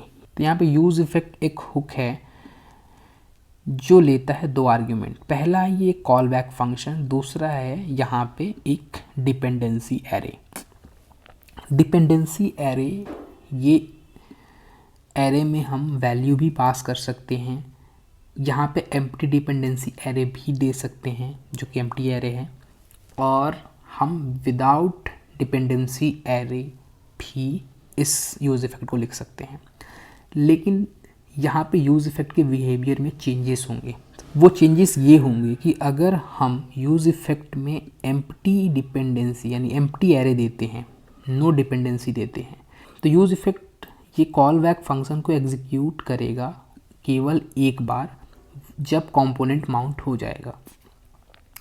लेकिन अगर हम इस डिपेंडेंसी एरे को नहीं देते हैं तो यूज़ इफ़ेक्ट हर एक माउंट यानी हर बार जब कंपोनेंट लोड होगा, री रेंडर होगा, तो ये यूज़ इफ़ेक्ट रन करेगा। वहीं यूज़ इफ़ेक्ट के डिपेंडेंसी एरे के अंदर अगर हम कुछ वैल्यू देंगे, तो अगर वो वैल्यू चेंज होगी, यानी जो भी वैल्यू हम देंगे, जैसे इसमें मैंने दे दिया डेटा, तो नेक्स्ट टाइम अगर जो डेटा की वैल्यू चेंज हुई तो ये यूज़ इफ़ेक्ट इस कॉल बैक फंक्शन को एग्जीक्यूट करेगा। यही 3 रूल हैं। अभी बेसिक अगर मैं बात करूं तो, वैसे और भी लाइफ साइकिल्स वगैरह इसके पूरे होते हैं तो वो मैं बाद में डिस्कस करूंगा। लेकिन सबसे पहले हमारा फोकस है इस डेटा को प्रिंट कराना। तो अभी ये यूज़ इफ़ेक्ट अगर चला हुआ है तो हम अगर कंसोल लॉग करके देखें तो हमें डेटा देखने को मिलना चाहिए। तो ये यहाँ पे सबसे पहले हम चलते हैं अपने होम कंपोनेंट पे और इसको करते हैं रिफ्रेश थोड़ा सा, और इंस्पेक्ट अगर मैं करूँ यहाँ पे और कंसोल पे जाऊँ तो आप देख सकते हो कि यहाँ पे हमें एरे देखने को मिल रहा है। तो यहाँ पे हमें एरे देखने को मिल रहा है और इस एरे के अंदर ये एक ऑब्जेक्ट है जिसमें बॉडी आईडी, टाइटल और यहाँ पे यूज़र आईडी हमें देखने को मिल रहा है, जो कि ये जेसन प्लेस होल्डर रिटर्न कर रहा है। अब हमें सिंपली इस डेटा के ऊपर मैप लगाना है, डेटा और आइटम के ऊपर यहाँ पे आईडी तो आई थिंक होगा ही और टाइटल भी होगा, ये दोनों चीज़ें हमारे पास होंगी। और यहाँ पे सिंपल आइटम में भी रहने देते हैं। और अगर मैं आपको दिखाऊं तो आप देख सकते हो कि ये बिल्कुल प्रिंट तो हुआ है यहाँ पे बहुत सारी चीज़ें, लेकिन इसमें थोड़ा सा हमें अजीब सा देखने को मिल रहा है चीज़ें। तो यहाँ पे मैं li, यहाँ पे अगर मैं हेडर का CSS हटाऊं इस फाइल से और अगर आपको दिखाऊं तो आप देख सकते हो कि यहाँ पे हमें लिस्ट ऑफ जो भी टाइटल्स हैं वो देखने को मिल रहे हैं।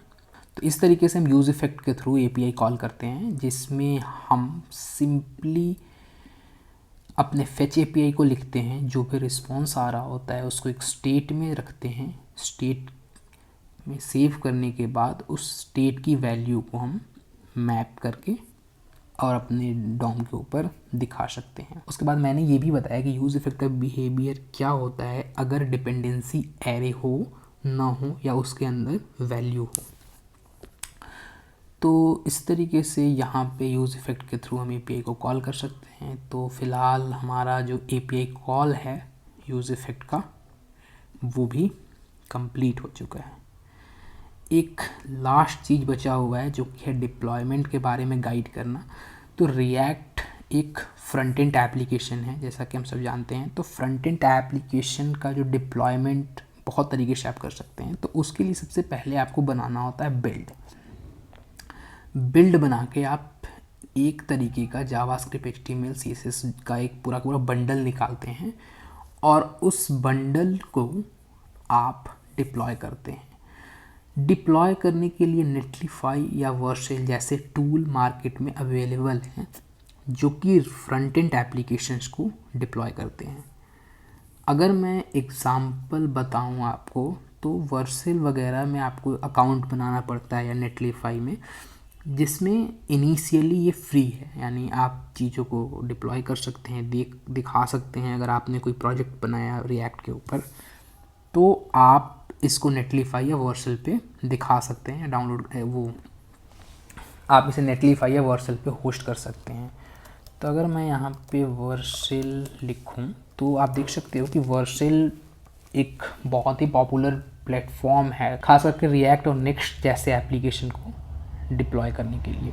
तो यहाँ पे अगर मैं लॉगिन करूँ वर्सेल को गिटहब से, तो ये ऑथेंटिकेट अगर हो जाए तो यहाँ पे आप देख सकते हो कि यहाँ पे मैंने एक छोटे से एप्लीकेशन को ऑलरेडी मतलब डिप्लॉय करके रखा हुआ है। तो इसमें अगर आप नए हैं तो सबसे पहले तो ये जो वर्सेल है वो कुछ कॉन्फ़िगरेशंस वगैरह पूछेगा, और अगर आपने एक दो बार डिप्लॉय किया हुआ है तो आपको इस तरीके से डिप्लॉयमेंट जो भी किया हुआ है वो दिखने को मिल जाएगा। नए डिप्लॉय करने के लिए नए प्रोजेक्ट पे यहाँ पे क्लिक करना होगा।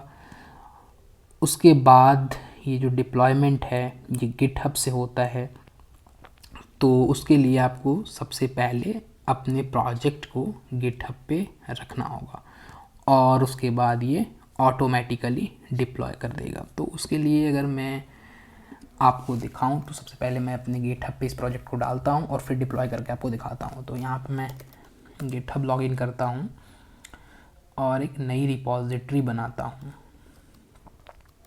और नई रिपॉजिटरी जो होगा वो है react.ts के नाम से सिंपली। तो ये पब्लिक रिपॉजिटरी है और इसको हम क्रिएट करते हैं।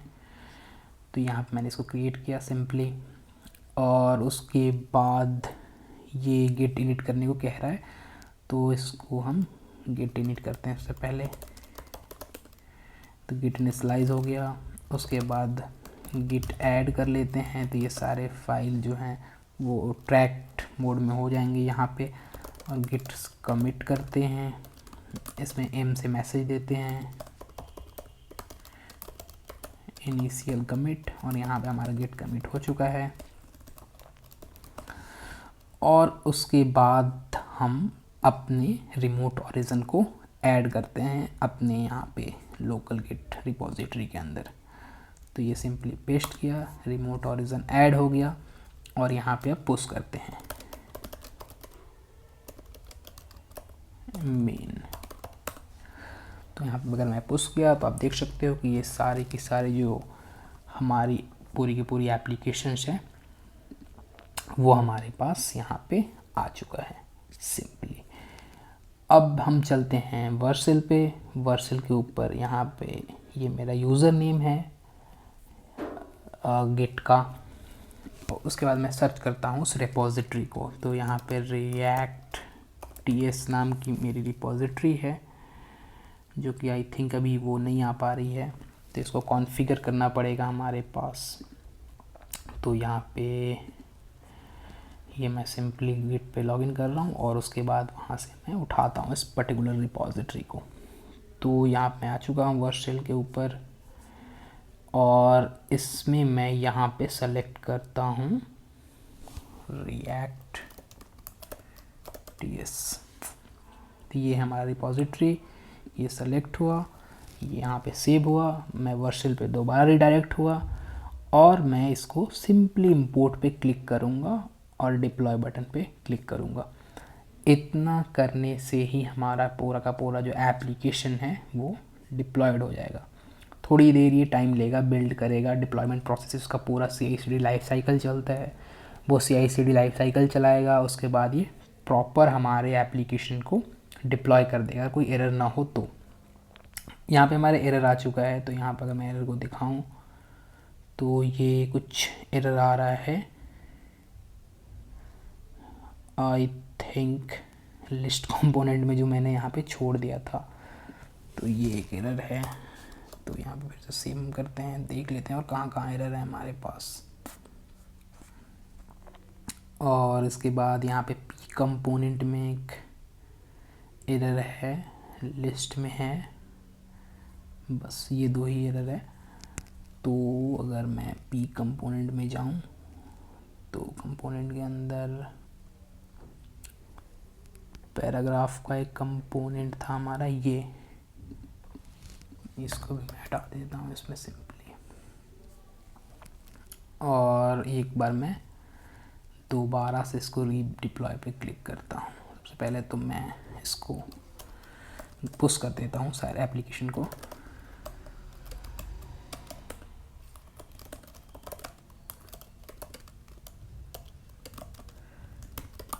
Fix bug,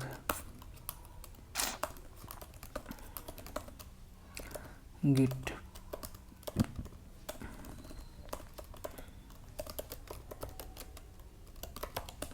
Git push origin main, ये मैंने दोबारा से इस एप्लीकेशन को पुश कर दिया है। और अगर मैं रीडिप्लॉय करूं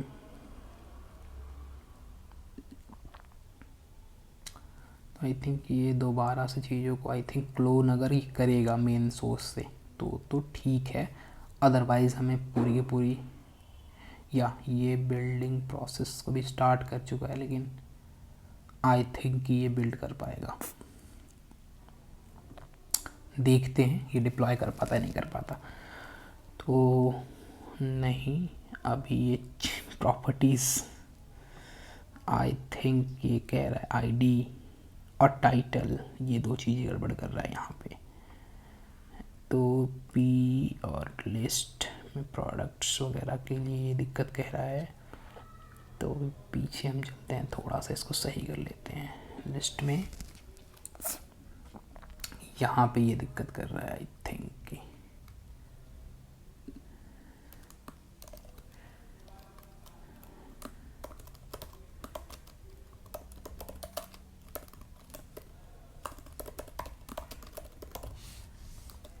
फ़िलहाल के लिए हम रख लेते हैं इसमें एक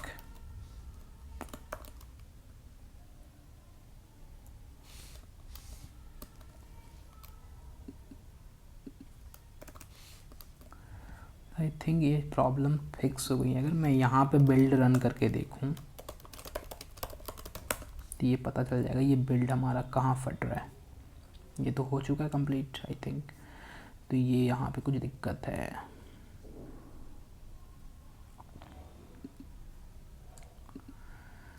तो रीडिप्लॉय करते हैं, नहीं अभी नहीं, अभी इसको पुश करते हैं सबसे पहले।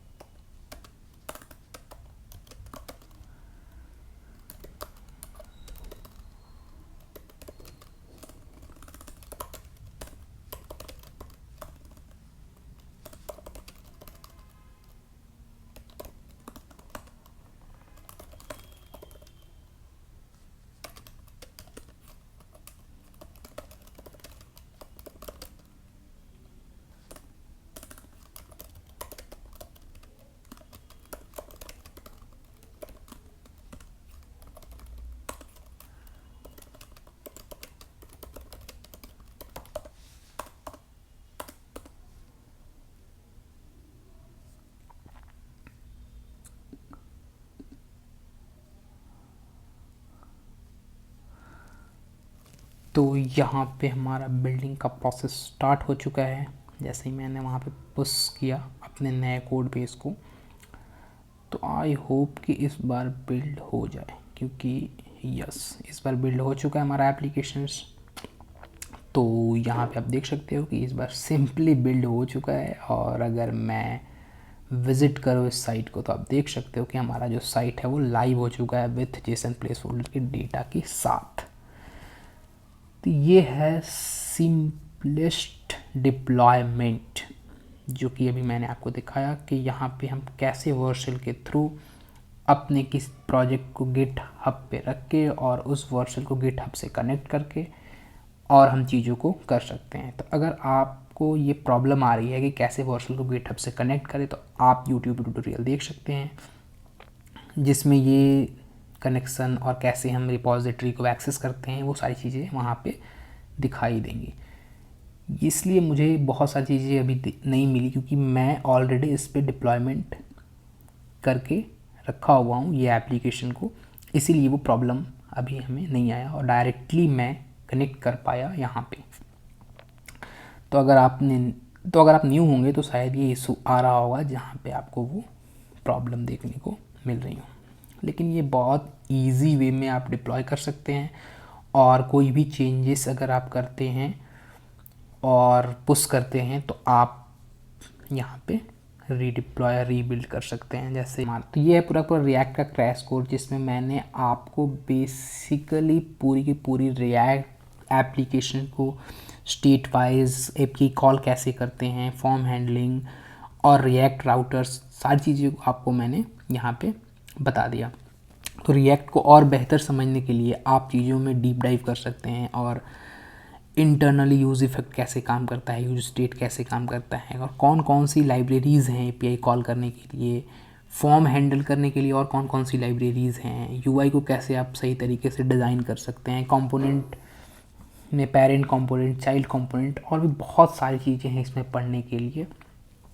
लेकिन ये क्रैश कोर्स है, ये छोटा कोर्स है, इसमें मैं सिंपल केवल ये बता रहा था कि कैसे हम इस पूरे के पूरे रिएक्ट एप्लीकेशन को यूज़ करते हैं और बेसिकली कौन कौन से कंपोनेंट, स्टेट्स और प्रॉप्स की वगैरह मैंने डिस्कस किया है।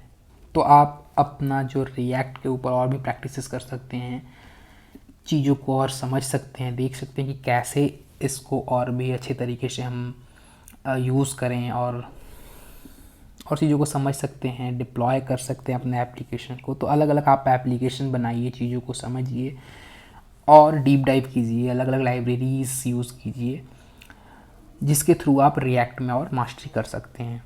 और अभी इस चैनल पे भी और मैं रिएक्ट के डीप डाइव कंटेंट और उसके बाद रिएक्ट में कैसी चीज़ें बनाई और जाती हैं वो सब एक एक करके लाता रहूँगा। तो ये क्रैश कोर्स है, लेकिन डिटेल कोर्स धीरे धीरे मैं करके डालता जाऊँगा, जो कि एक एक टॉपिक के ऊपर 10 से 12 वीडियो हो सकते हैं, जो काफ़ी लंबा होगा, काफ़ी डीप डाइव होगा और कॉन्सेप्चुअल अंडरस्टैंडिंग के साथ हम चीज़ों को और बेहतर समझेंगे।